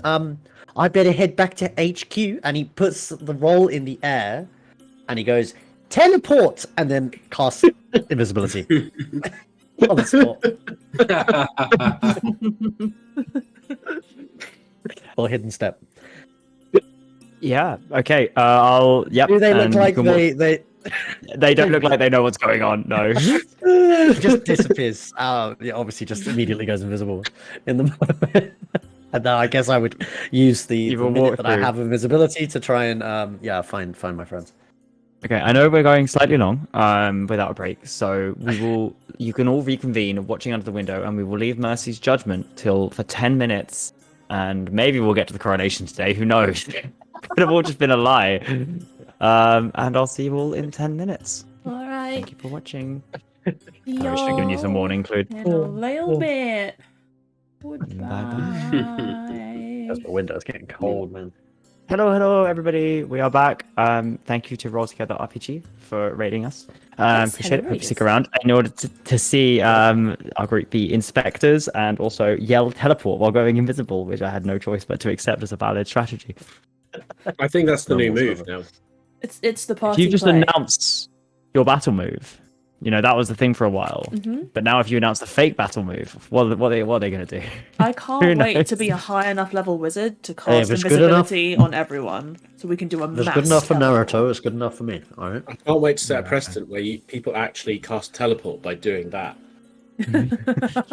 So, to jump back into the session, the group are standing outside, listening in to the judgment of one Mercy by the Order of Severus, a group of fake monks from which he has deviated from, to some extent. Not willingly, perhaps. Mercy. You said fake After- monks. Fate monks! After a decent amount of time, the doors reopen, and you are ushered back in. And you see, I'll say you can read their perceptions fairly well. Lorien and Hammond are slightly pensive. Yasuvu looks angry. Can we all hear this? To be clear, like we can hear I'd this say you can all in hear a it. rose bush. We're all like sitting on each Yeah. other's laps. Cool. You pose a particular problem for our order, Mercy. We are servants of fate, not part of it. We are his weapons. And yet you, via your escapades, have become part of it. Via your failures, have influenced it. And via your judgments, intervened. Your fate would have been different if you'd killed Casimir. Fate would have been different had Quan not absorbed the energy, or freed the entities you say he did. However, I have been outvoted. I want to make it clear that were it up to me, and I hope up to you, you see the danger you pose. And that you cannot be continued. However, the others have made the case that we are not murderers, or vengeful, or vindictive. And it is only those designated aberrants who interfere with Cyrus's plan that must be culled, and cleaved, and sheared. And that your connection to the weave indicates a plan for you, one that we should not intervene with. I disagree. I believe this is simply the fluctuations and your proximity to events. Nonetheless, you cannot be allowed to continue here. You are expelled, Mercy. You are no longer part of this order, and you no longer receive Severus's blessing. You no longer have our protection, our comfort, or our succor, or our guidance. And should the day come that your connection is severed, you will present yourself for our mercy and your reintroduction, or your own shearing. Do you understand?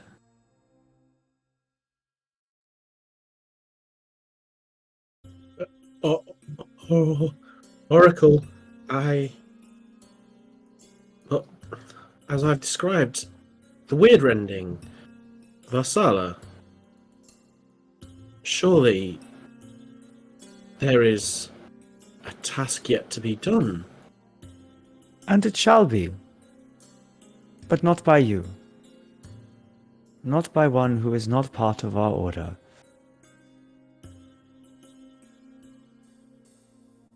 We thank you for the information and your service, and know that you are the first of your kind.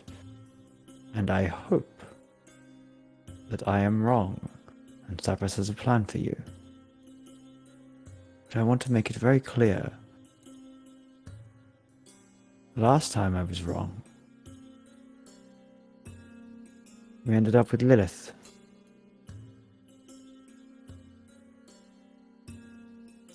Please, don't do this. What will I do? Whatever faint deigns you do. It is this or death. You are well within your right to end your own story now. Where will I go? This is the only place I have known. These are not matters that the council cares to attend to.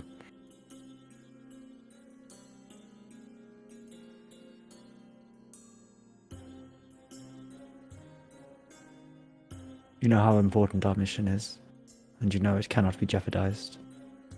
You would have given your life before. Simply see this as this. You are giving up your life.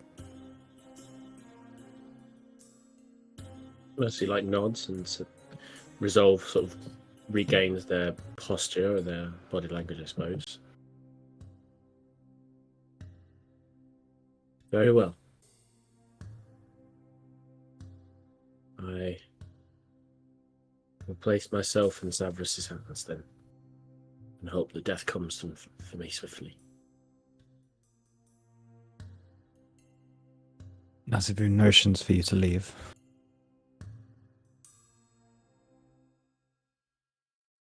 Mercy stands up, very shakily, shoulders slumped, and begins to walk slowly out, doesn't look back. So as you're outside, you can make a perception roll. Do it. Boys, do you think we should tell Mercy we know, or let them tell us?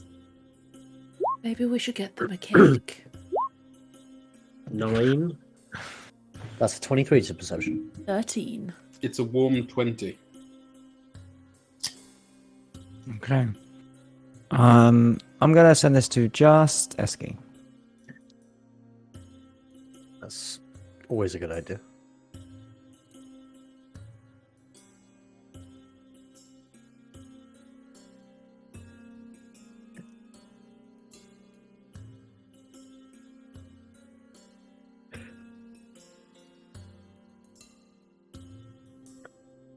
If you channel blood magic into me, I'm gonna be pissed. that was not the plan.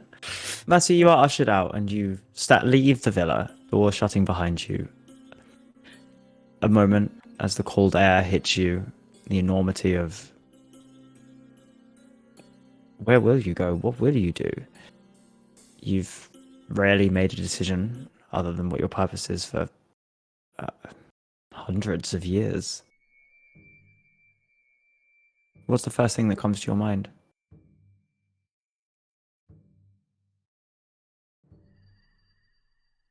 I think it's the classic thing of when things are too overwhelming, when you've had a disaster, it's like the small things that catch your attention. So like maybe there's like I don't know, an owl or a bird of prey that reminds Mercy of what was the name of Razor's owl? Oh, don't do this to me. Whatever the name of, owl. Was it reminds Thaddeus? No, Thaddeus is. No, it wasn't wrong. Thaddeus.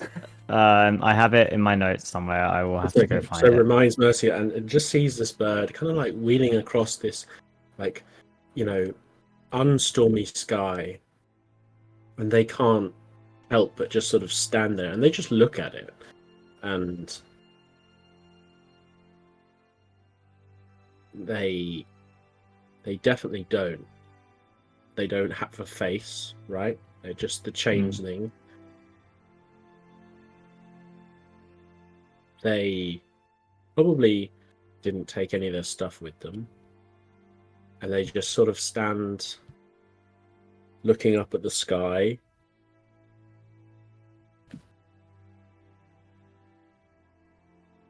And I think streams of tears run down their face as well. The rest of you, you're hiding. I will say in this moment, Mercy is not perceptive enough to see you. Do you intercede? Do you do anything? Or do you let Mercy walk away?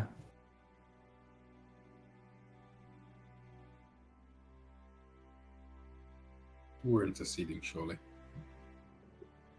Yeah, I feel like we Follow, try. for sure. If we can catch up to them. I don't know I how would we say that- hop the fence. Or maybe we just stride past the guards and give them a nod and tell them to have a nice day. I say Mercy walks up, the rest of you go jump over the fence, and a couple of yards down this forest, you may intercede with Mercy as Mercy is walking away.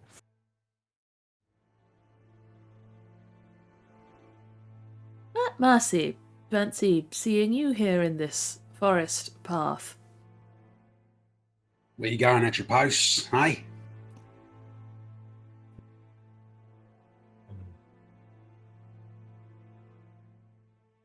I think kind of at the sight of them all, and particularly at the sight of Casimir and Quan, they kind of wipe their face. I don't know what to do.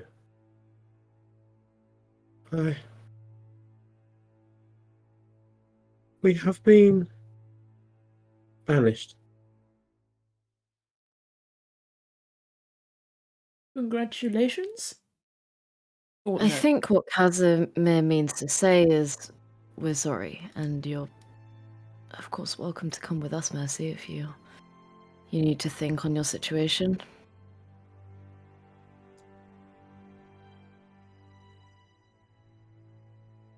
We'd greatly appreciate your help and your skills.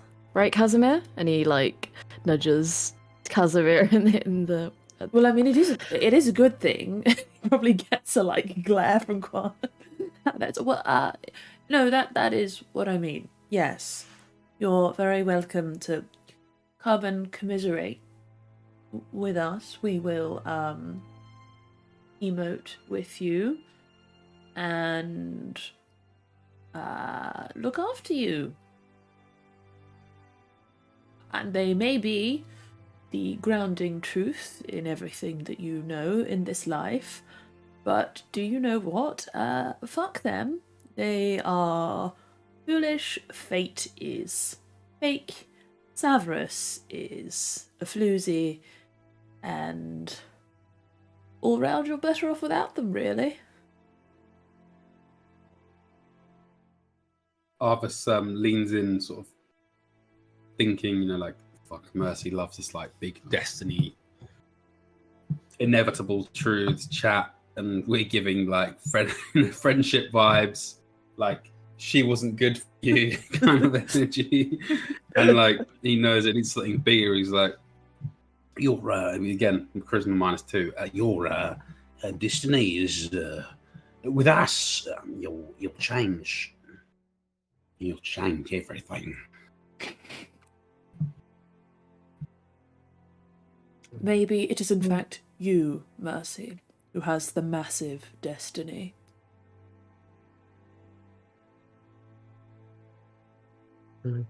Maybe you're right. What does it mean to be alive? Or it's the opposite of being dead. Well, I can't tell you every Technically. answer, but I can tell you one answer. And Arvis sidles over to him and just pulls out his pipe. Lights it. And passes the pipe over. Passes the pipe over to Mercy. Amazingly, at this, I think Mercy, the almost involuntarily, you see the shape kind of shimmer, the face goes kind of, tanned skin, the beard returns, and Mercy sort of still says in their voice, "This one Atropos used to like to smoke. Should I smoke?" Well, does Mercy want to smoke?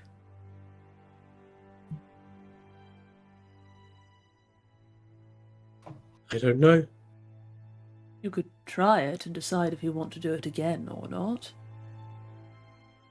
Is that what people do? Often, yes. Well, people learn yes by... and Oh, we've no. lost our DM. Oh, Oh, oh So- no! Yeah, who is it? Who is It's it? Who is it? half Oh, me. nice. If I lean It's down you. here, if I...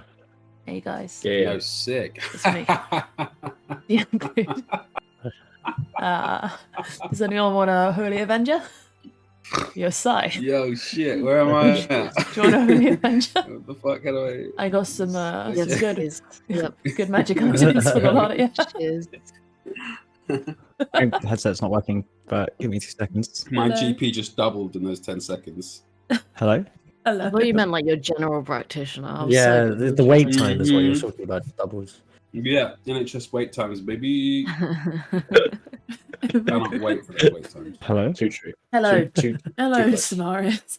What the fuck? Give me just Welcome back. continue role playing amongst yourselves. All right. What is Uh, that? Yeah, so you're talking to the big bad guy. How did you know it was me? yes, Mercy. Trial and error. Often you decide what you like by giving it a go. If you want to do it again, then you know you like it. If it sucks ass, then you can it.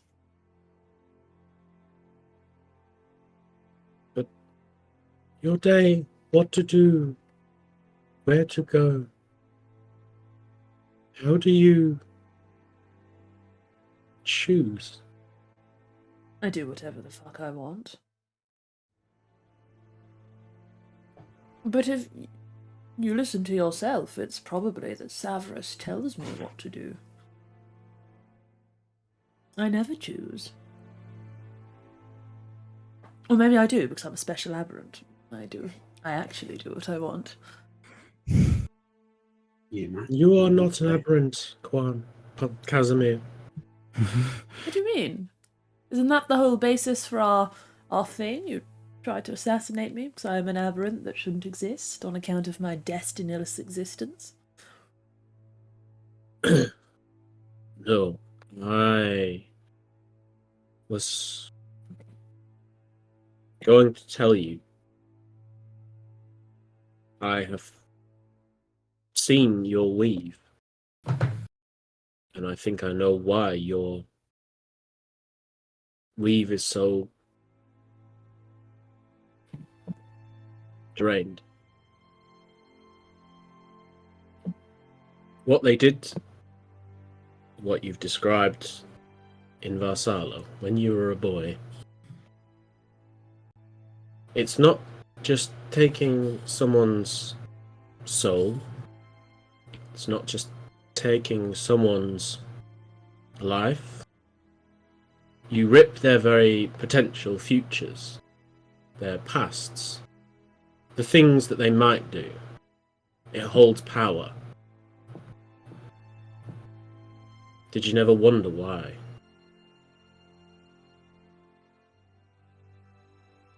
Wonder why I was an aberrant? Not an aberrant. The things you can do. Well, not until recently, I suppose. I mean, I knew it was related to what happened. I could never find answers, though. We were wrong. We could not see your future because so much of it has been ripped from the weave. But I think I know where it went. It kind of gestures over Casimir's shoulder at unpresent Mateus, and gestures at Casimir up and down. But if I'm not an aberrant, then I'm a slave to Severus, like the rest of you? I have no say, no free will. I'm just a pawn in the great compromises game? No, I don't think so. No, fuck I don't destiny. know what it means. Mercy, fuck destiny. Fuck your order. Fuck Severus. We don't do that. We say no to destiny today.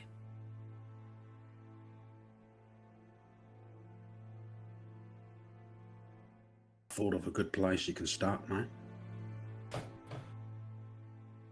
Tell me something. Have you ever eaten anything that you quite like? You think, I might eat this again. Right? I ate many things.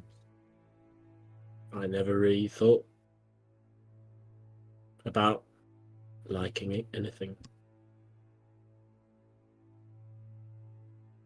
I do assume you do need to eat to survive. Of course.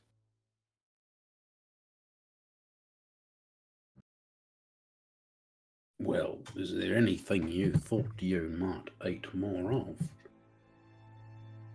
And anything you think you might eat less of? Sorry, Arvis. Just never thought about it.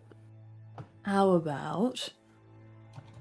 Quan, you like cooking. Maybe we go raid Ilara's royal pantry and we make a whole lot of food and we see what Mercy wants to eat more of.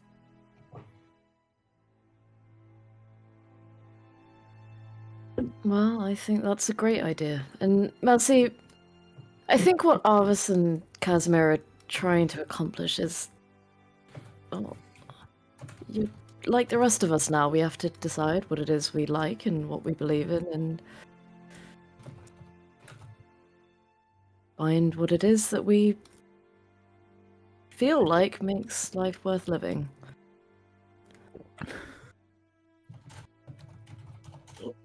What makes your life worth living, Quan?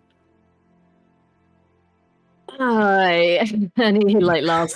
I think perhaps I'm not the best person to answer this question currently, given my impending doom and also lack of memories, but I suppose if I had to answer that right now, good food. prayer. Aren't you meant to say tear? Well, I don't think I have to say anything in particular. That's my duty. What I enjoy is perhaps slightly different. Duty is so complex. I live to win. I like winning. That makes me happy.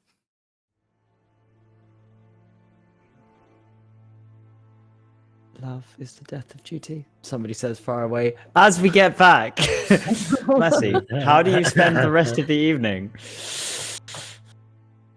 I think unless someone like actively goes out their way, Mercy goes somewhere, probably their room, and just kind of has a panic attack for like the entire The evening. most relatable moment. Oh, I feel that one. Roll for anxiety. 100%, my dude. Like genuinely, I think it's too much. I think it's too much for them. I think they're struggling with things they've never had to face before, all at once, and their friends kind of support them. But as soon as that kind of leaves, the thoughts of the anxiety comes back. Absolutely and they don't know understandable. and they don't know what to do.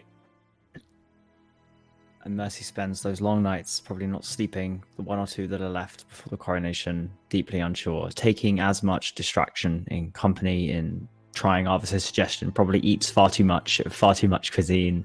And the rest of you ponder, obviously, what that means for Mercy and for your time. But for now, you're all transfixed on the events of the next few days. Unfortunately,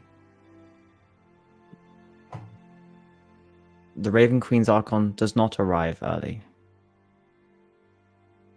And so you are forced to wait till the day of the coronation. You all know that Archon Morvel, the Soul Guide, is the leader of, is the Raven Queen's representative, but many of you would never have seen them.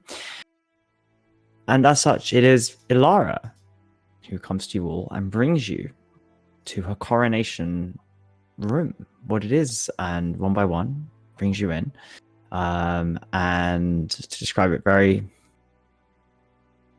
briefly, the grand hall of the house has been dramatically reshaped. We finally get here. But the coronation is to take place.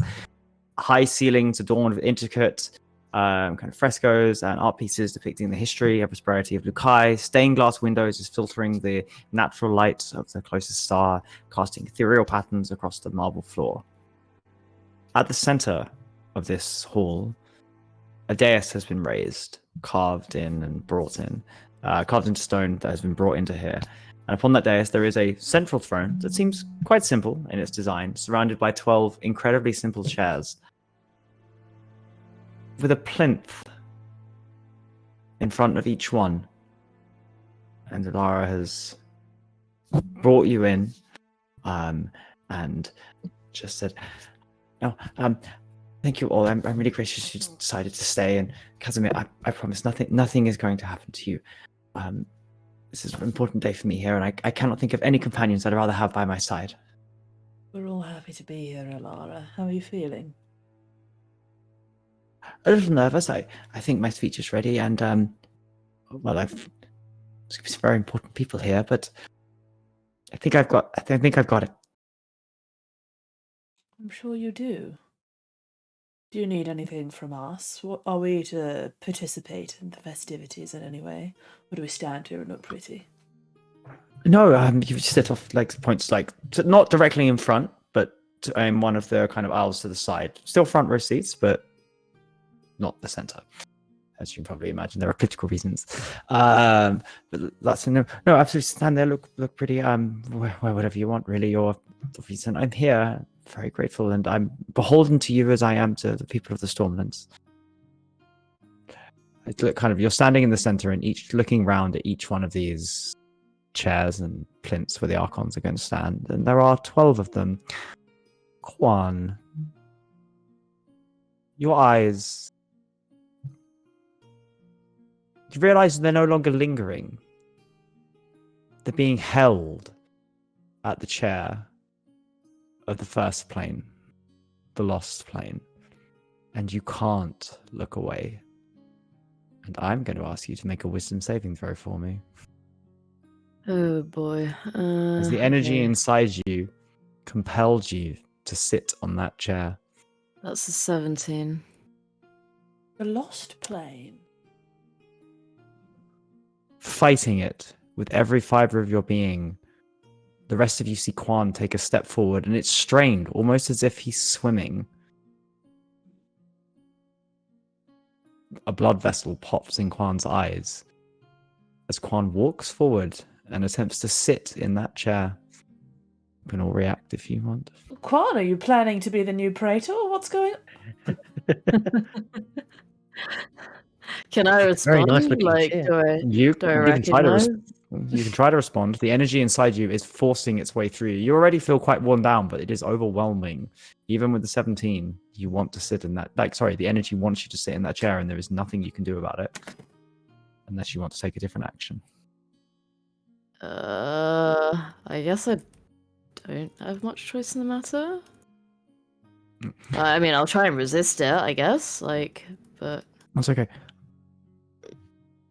You can't resist it with that roll. Quan sits down. Who should sit there, Unless there's Jamie? any changes. Well, currently, Lady Montague. oh god, oh. Because there's no Archon for There's no Archon. the, no. it's the second plane, right? Yeah.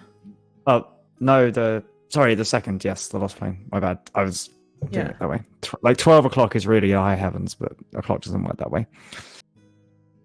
Okay, so if the Praetor was here, he would sit in that chair, and it's like Yes, exactly. Or the Archon of whatever god was lost or plane was lost. Okay, right, cool. Quan sits down, as you're all kind of slightly shocked and taken aback as you're fighting against this, and Quan's eyes go completely pale and blank. No irises at all, just white. Question, DM: is this the same day as before? Like The next when we day. Tried to bust in this next day. Thank No, you. the next Day day. of the coronation. Yes. Quan, I love a good coup, but I was planning on taking that one. You can sit on a different Archon's chair. Tears is over there. What? Let me know the first person to touch Quan. Probably. Probably me. Okay. Casimir's eyes go blank too. Oh boy. I guess with a high passive perception, I'd probably notice this. Yeah, you all notice this. It's not a subtle event. Could I cast guidance on myself and then attempt Yep. to wrestle them out of this particular? Yep, you can you Conundrum persist they with found guidance, themselves in. but your eyes go blank too. Oh my god.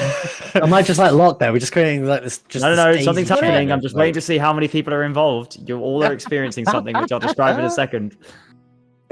And people whose eyes are going blank, DM, are they just like freezing in place, not saying anything? Yeah, pretty much entirely fixed. And where are we? Like, What's happening? is this the dinner You're table? in the coronation room. You're in this grand Coronation hall. room. There's no one else here. Alara's come here to show you where she's going to be coronated and thank you. And Quan has gone and sat down in this chair, and now this is happening. I'm going to be honest, before tonight, Mercy would definitely have not done this because this is crazy. But they have no direction. They have followed Casimir for 3 months. And I think they now look to the others to make decisions for them, at least for a little while. And so Mercy goes on and just intentionally just puts a hand on Casimir's shoulder. Is that child putting like a knife in a socket? Like, Okay. I suppose Arvis is the only one left with Alara. Arvis, do you think this is a terrible idea and everyone's an idiot, or do you join them? Yes. If all of us has noticed, everybody's consecutively touched each other and then gone blank and just completely froze in place and like. Arvis, what's happening? What's something's wrong with fucking them? wrong, yeah? Yeah. Fuck, I'm touching that. And when you say their eyes go blank, do you mean like they just go like blank stare, or like they're the white? They No, just no, turn to eyes. white The eyes. the pupils. Pupils just disappear. disappear. The It's irises, just blank the whiteness. pupils. Got it. Don't touch him. I don't know. Guys, this is some kind of prank, right? Right? No response. Just frozen patting Kwan's face. Kwan begins glowing ever so faintly. Oh god. Is gonna this blow. shit? Literally. He's not gonna blow. It's fine. What kind of color does it going glow? There's the wispy golden, wispy kind of white, I've seen silver, this steamy before, color that you saw of the soul energy. Oh dear. Do not come. Do not come. I'm gonna come. Too much, little boy. It's too much. Oh, he says, I'm gonna get help. Watch them, and begins to run out. He begins to watch them. Does Okay. Juan's condition change? We'll get there. The rest of you. Not enough time has passed, but Quan, your body, mind, soul, whatever you want to call it, and the rest of you, you are joined one by one. Quan standing slightly in front, and you are your mind, whatever apparition, you look down and you're there, but you kind of pass through yourself as if you're an illusion. You look around, and this is a sealed chamber. Behind you, there is a door, vaguely shimmering with some form of light.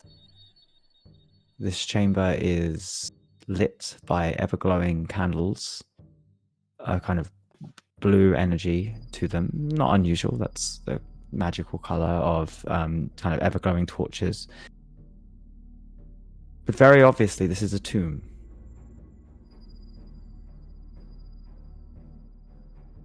And in the center of it are two objects.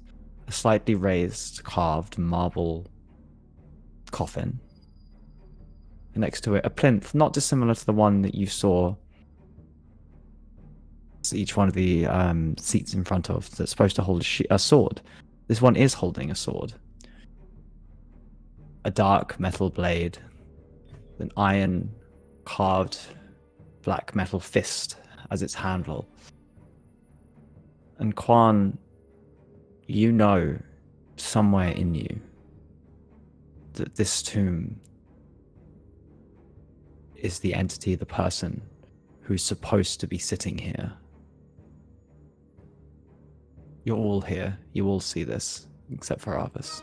And do we all have this feeling that this should be the Archon sat in that chair? Only Quan.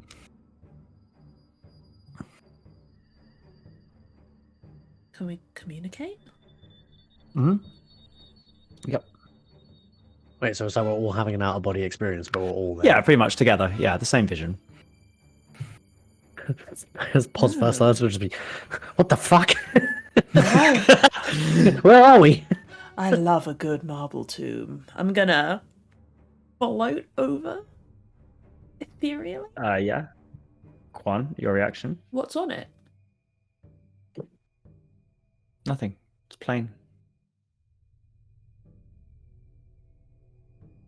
Ooh, So you're saying to me that only I feel the sensation that the who is supposed to be? This is the Archon of the Lost Plane. Whatever god this represented, this is their tomb. This is their resting place. This is where they were interned. And sitting in this chair with this energy has called your consciousness here. And you see the others. And you all see each other. Guys, where are we? I recognize this is where I think I saw you, points to Casimir, Me? with Fazul. You saw us? You killed him. At least it looks In a fun similar. way? he was mummified, as if every drop of moisture had been drawn from his body. Skin drawn tightly across his face. Tongue, eyes withered and desiccated. His face Wait, pulled in a scream. Not a fun. You're talking about Vazul. I desiccated him here? Or I will desiccate him here? I don't know. I have no intention of desiccating him. I quite like him, actually. I mean, I'll do it a little bit if he gets in my way, but...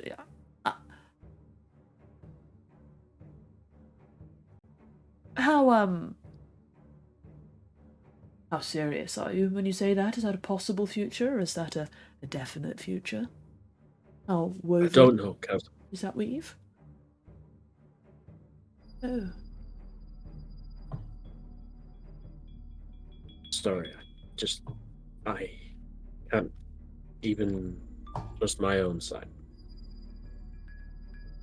But I know that, I'm pretty sure that this was where it was. I recognized the torches. But where is here? Is there Where is he?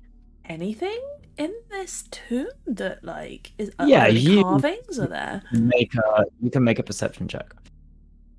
Oh, Or investigation. Or history. Or arcana. Whatever you choose. Okay. We're gonna make an arcana check. Oh, investigation is as good. 15 plus 23. Wow. Arcana or history? It would be arcana. He's a nerd. Oh, no, history. I think he's History. historying this one. Casimir, this is... Once the initial shock and surprise goes, then given the conversations of the last 3 days, the marble here comes from one part of the world and has been carved deep down. Either somebody has taken an entire slab of Asalan marble, or this is deep beneath the city you once called home. This is unmistakably... No, I would recognise it anywhere. This is the White City. Look, this marble, they built for Valkara, the cathedral at the top of Varsada. It was built from this. A lot of the old city is. But what happened? Did we just, like, teleport here? Are we really here? But so It to clarify, sounds- when you sounds guys like attempt to his own touch, body. when you attempt to touch yourself, yeah, it goes through as if you're not really here. Quan, you sat on the chair, and then I touched your cheek. I patted it, and I was here. What is going on exactly? Why are we in my city? What do I remember since being like in control of my body and whatever, and what am I feeling? Like, obviously I don't recognize any of this, right? No, you don't recognize any of this. Other than your knowledge about what's in here, you feel a vague sense that whatever is in the coffin is beckoning to you.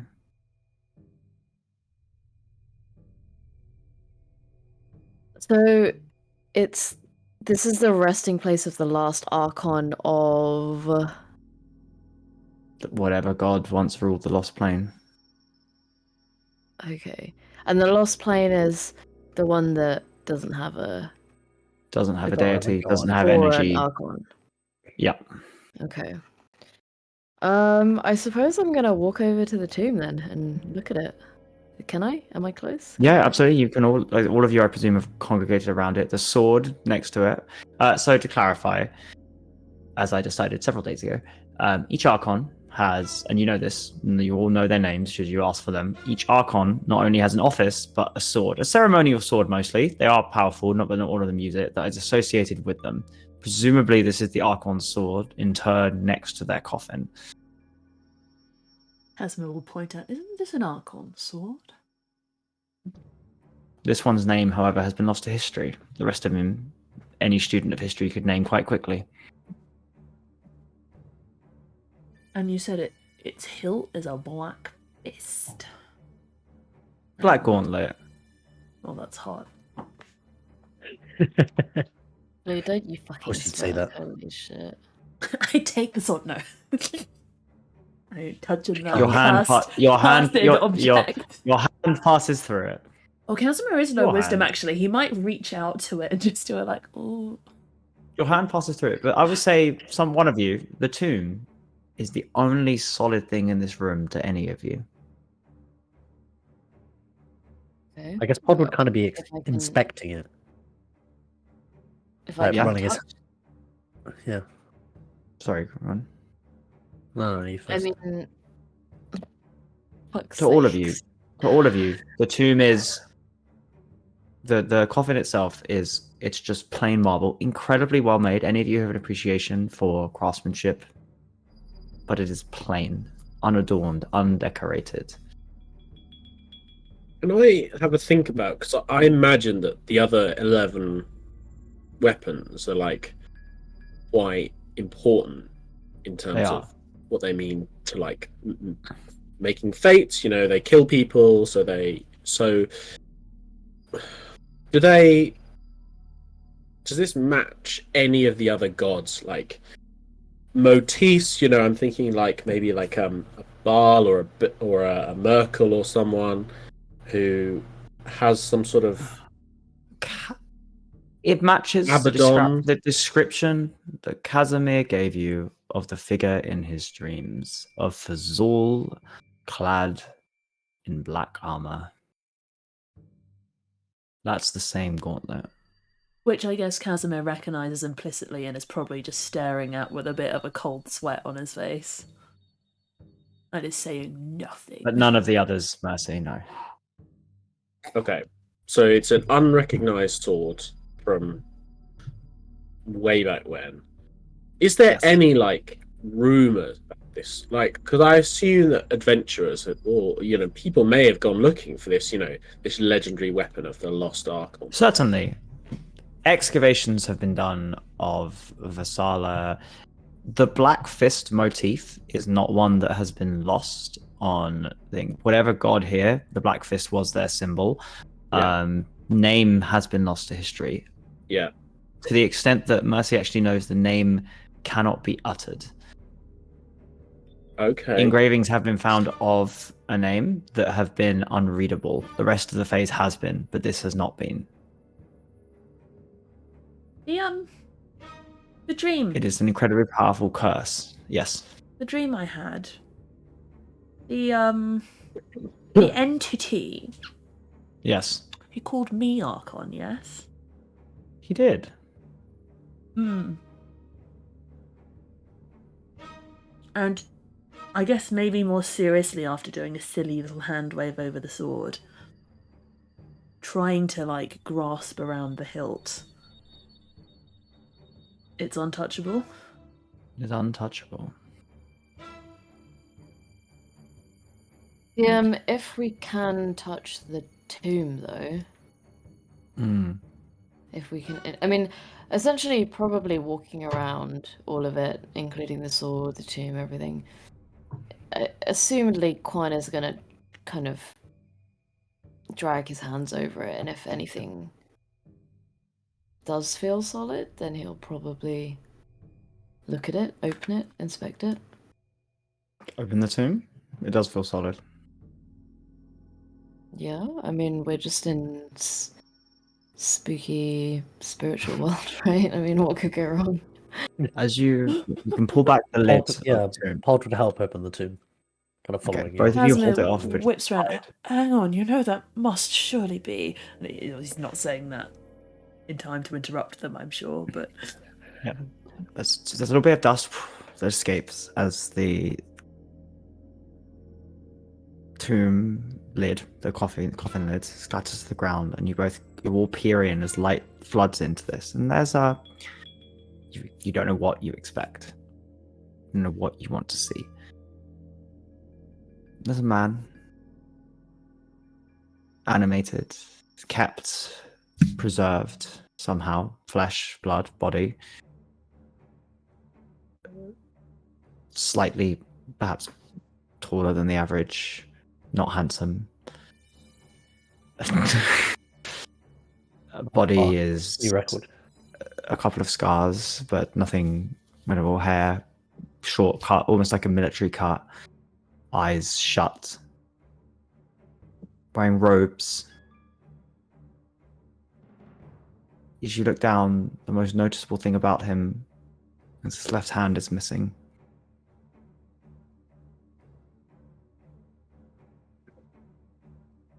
But Quan, something in you, and I will give you this choice,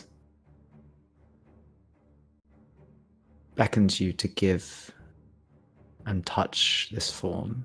And you know giving and touching this form will relieve you of the power you currently have.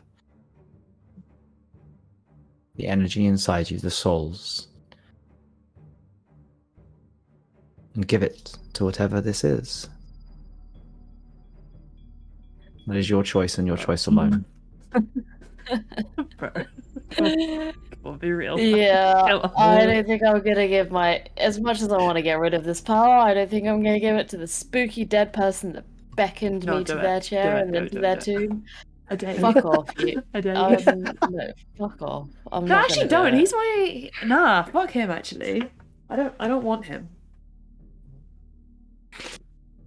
He'll get in my Okay. way. Maybe if he had a hand, you know, but Internally, you say no. The rest of you, what are you doing looking at this? Does he have anything on him? Like jewelry? Legendary Can't steal. Does he look like just Chasm is looking for anything he might benefit from, really? Because I think something in his mind has gone rival as he's looked inside the tomb. No, there is nothing. Buried incredibly simply in simple roads, presumably with his weapon next to him, as Juan says no. Mercy. Pod, anything you would like to do? I was just kind of looking at the corner. Who is he?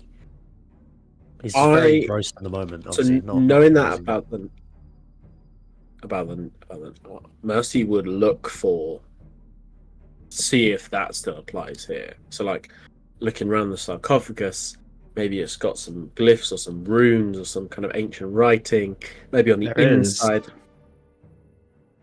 Can I read You can it? definitely make. You can make an. I'm gonna make you make an Arcana check. Does he? Does Mercy have help? If your wizard nerd friend is standing there peering Yep. into things. Yeah or no? I'd want to. Yeah, was that a yes, DM? Yes. That's a 20. That's a natural 20. That's a natural 20. Yo! That's a natural 20. With the advantage, just a 25. Fucking yes. Okay. it's nuts. Inscribed at the left hand side in some ancient language long forgotten. But Mercy, your training in the order has somehow taught you to understand this language. Whatever script it was once in, whatever long forgotten tongue that one of the faces you happen to think has learned through word of mouth or something, you are able to read the inscription. Here lies Vecna, last servant of Bane. When he rises, all shall kneel.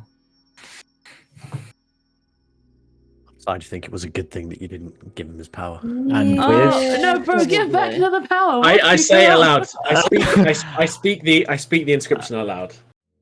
And with the incarnation sweeping out loud, the eye snaps open as one eye opens and the other eyelid reveals a single socket, empty. And that is when all of you are returned to your bodies, snapping back Fucking hell. to the coronation chamber. With Quan still slightly glowing, in control and in possession of the huge amount of soul energy.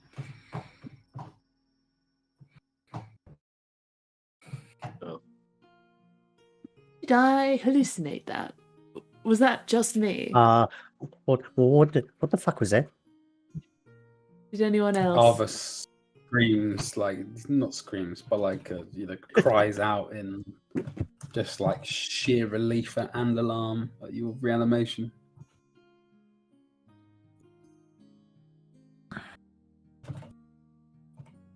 Well, what was that, mate? He's fucking having jokes on me, eh?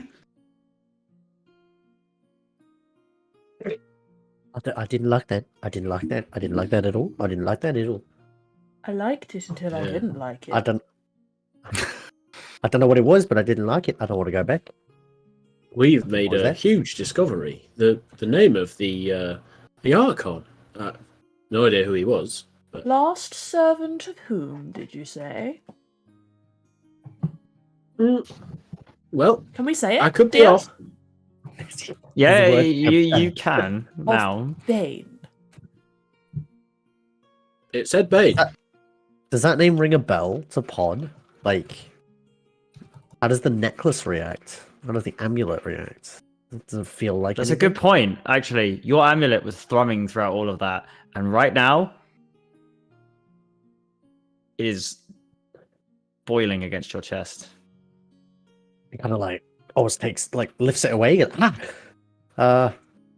and he kind of like begins to kind of prod at Quan, like he's trying to get his attention. The amulet's not happy. It's hot. It's very hot. It's unhappy. That whatever that was, it was not good. It was not a good guy. What do He's you a mean? bad guy. Needed the amulet to tell you that.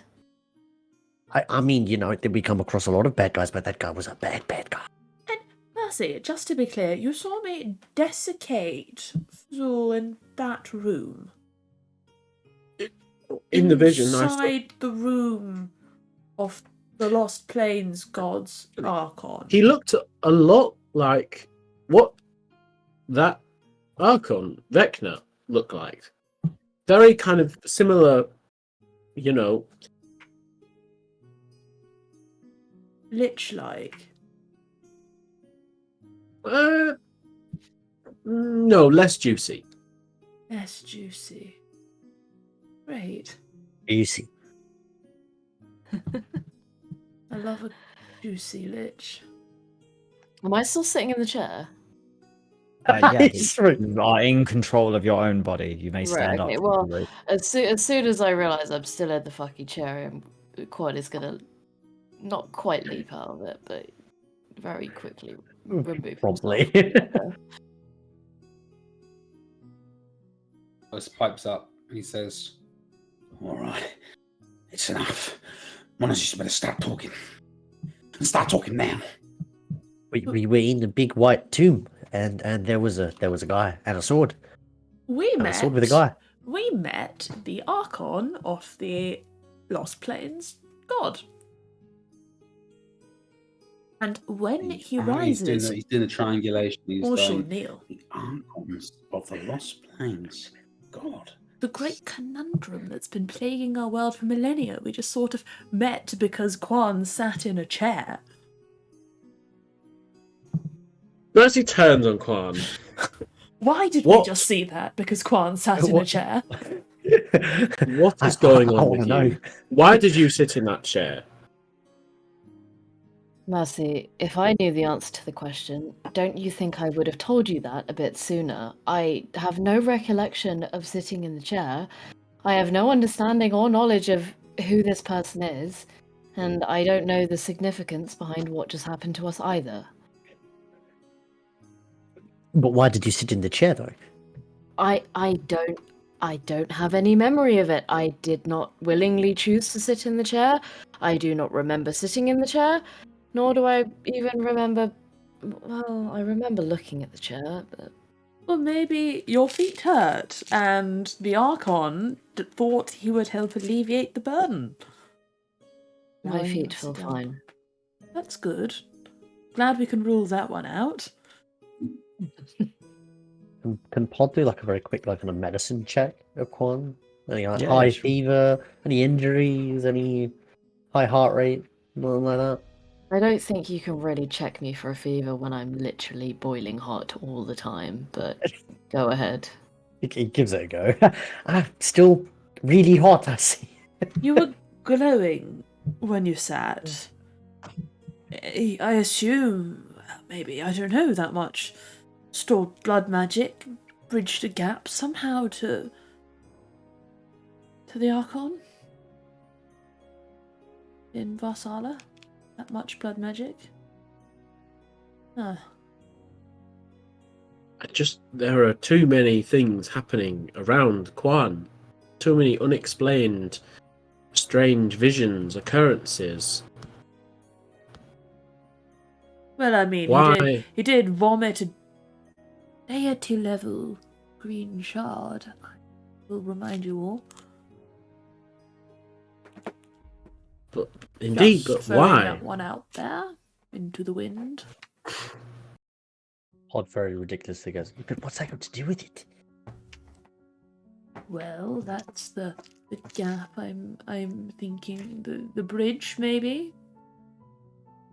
Archon, missing god. God erupting from Quan. I think we need to know, Quan. Everything.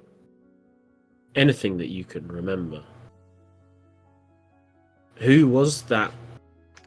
What was that green light that came out of you? Were you aware that it was there? Did it say anything? Did you see anything? I think that time's come to... As far as I know, I've told you everything that I know. I wasn't aware I had some green shard, as Pod called it, inside of me. I was not aware that Pod was planning on channeling the souls of 1,000 people into me, and what repercussions that might have on me, or what any of it means. I don't know of any god of the Lost Plane, and I have probably less understanding than you of any of these matters. DM, remind me, did I see anything in particular when the shards left, or No. no? So nothing that they haven't already seen and heard about. I mean, you've had a couple of visions, but they haven't seen, but not when the shards left. No. Yeah.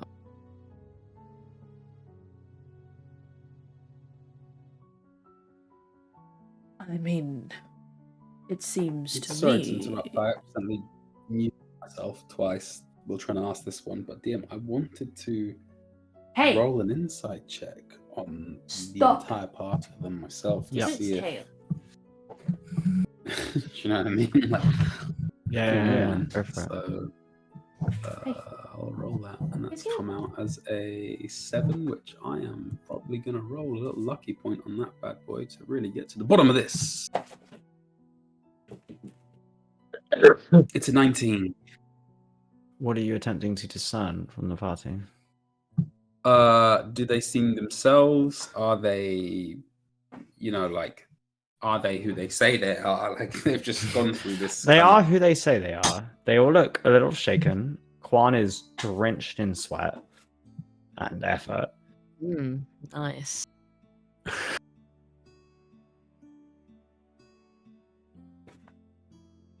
Thank you. I mean, All slightly shaken, I will say, others. Say again? All shaken. All slightly shaken, except for some who are very shaken and definitely stirred. oh, to make an academic guess, Quan has an astrological amount of energy inside of him. Perhaps our good friend, the Archon, just tried to hijack it, or it formed a bridge towards him, and Quan's natural connection to strange deity-level shard creatures enabled it. That would be my theory.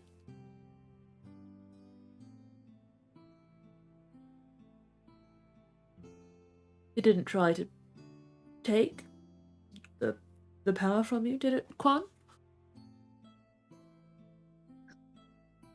It seems like that was its intention. Should I have agreed to it? I see. At least it asked for permission.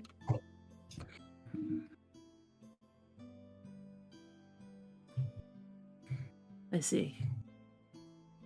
Well, it goes without saying that I thought Archons would be after your power, I just didn't think it would be the missing one.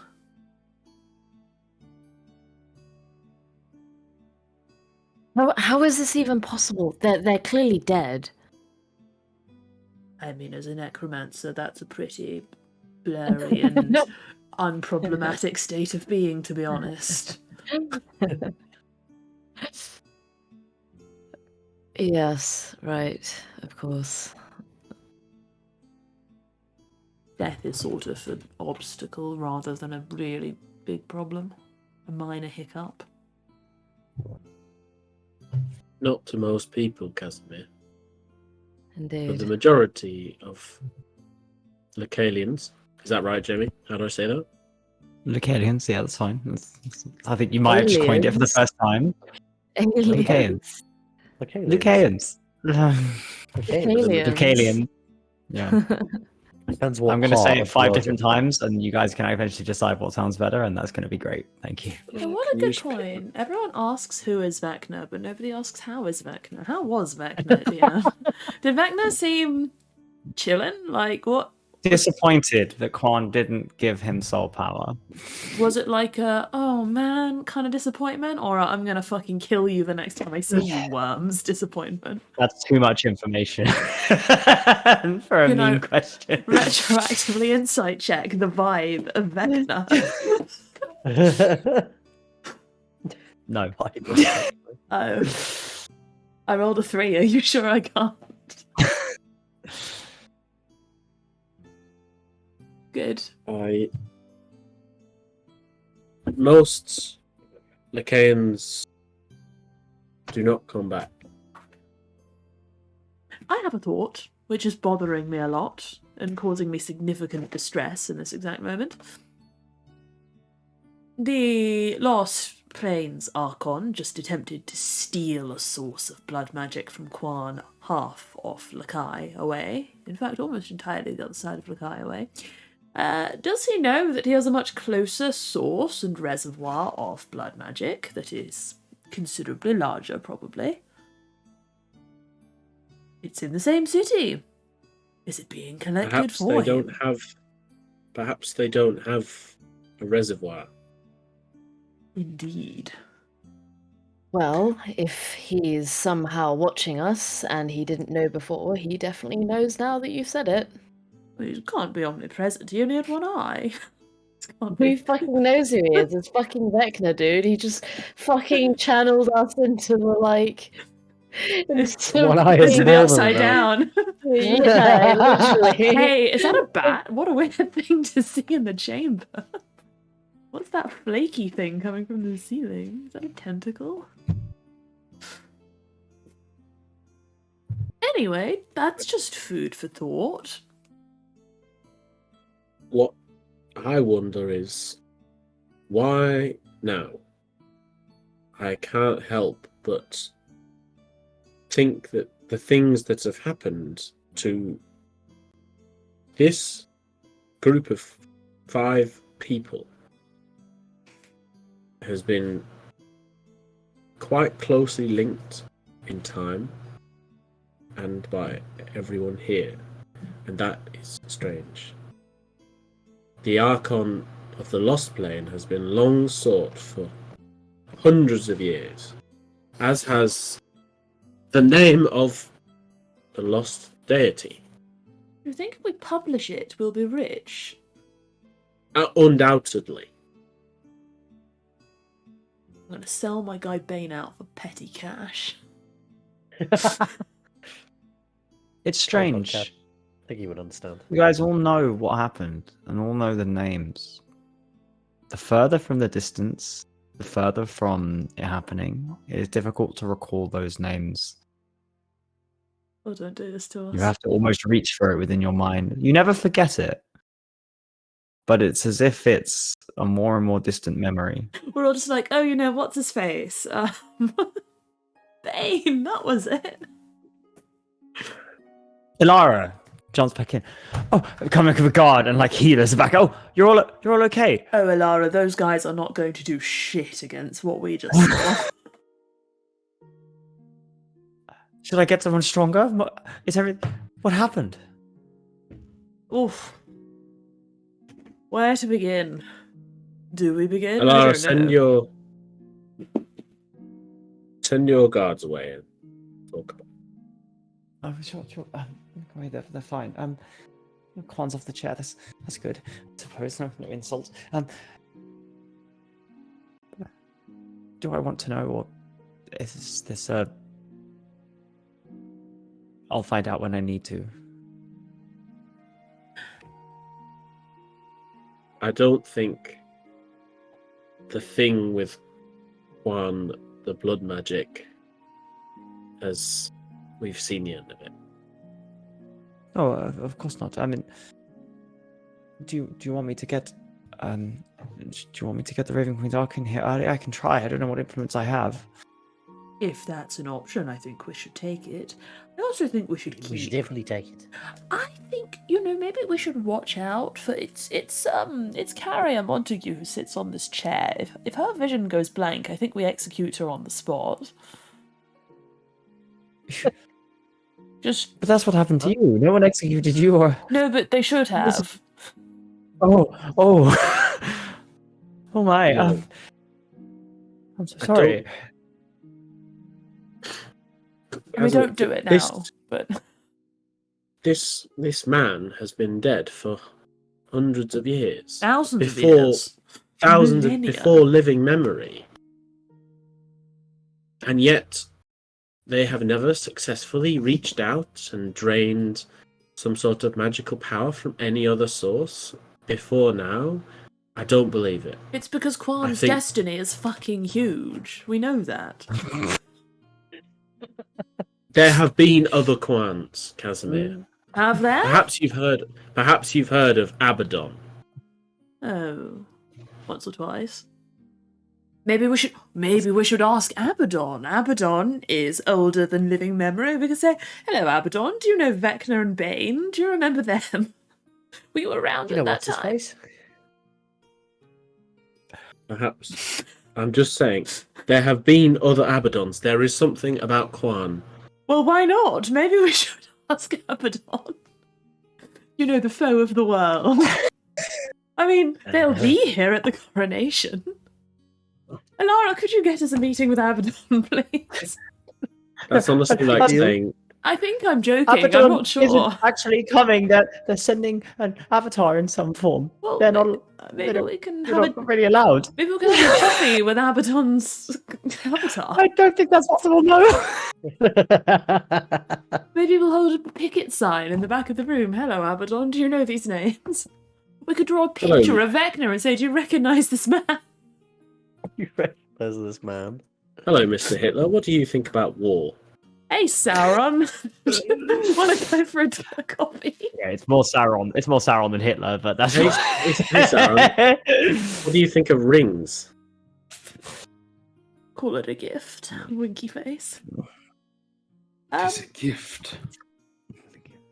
So, I mean, that would be my not entirely serious suggestion. I do think it would be interesting. I also think we might die fairly immediately. What? There is something about Quan. There's something about know Quan. Of course there is. Quan survived enough energy to rip apart Abaddon themselves. That might just be true. There absolutely is something about Quan. Ilara has gone off to return with the Archon of the Raven Queen. Bless that girl. Morvel the Soul Guide.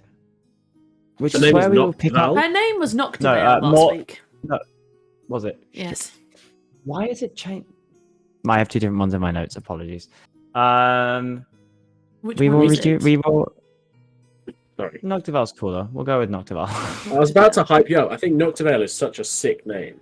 Me Hey. too. Yeah, no, I don't. I think Noctival was an earlier draft, which I can only apologize for. This is why I should have things in Word Anvil rather than a 75,000 word Google Doc. Get this sorted. Archon Noctival the Soul Guide will be here next session, and you can converse with Quan. And maybe we'll get to the coronation, which, to be fair, is partly my fault as well, which is fine. Thank you, everybody. We will get to combat at some point, especially when Eski reveals what Yasuvu said.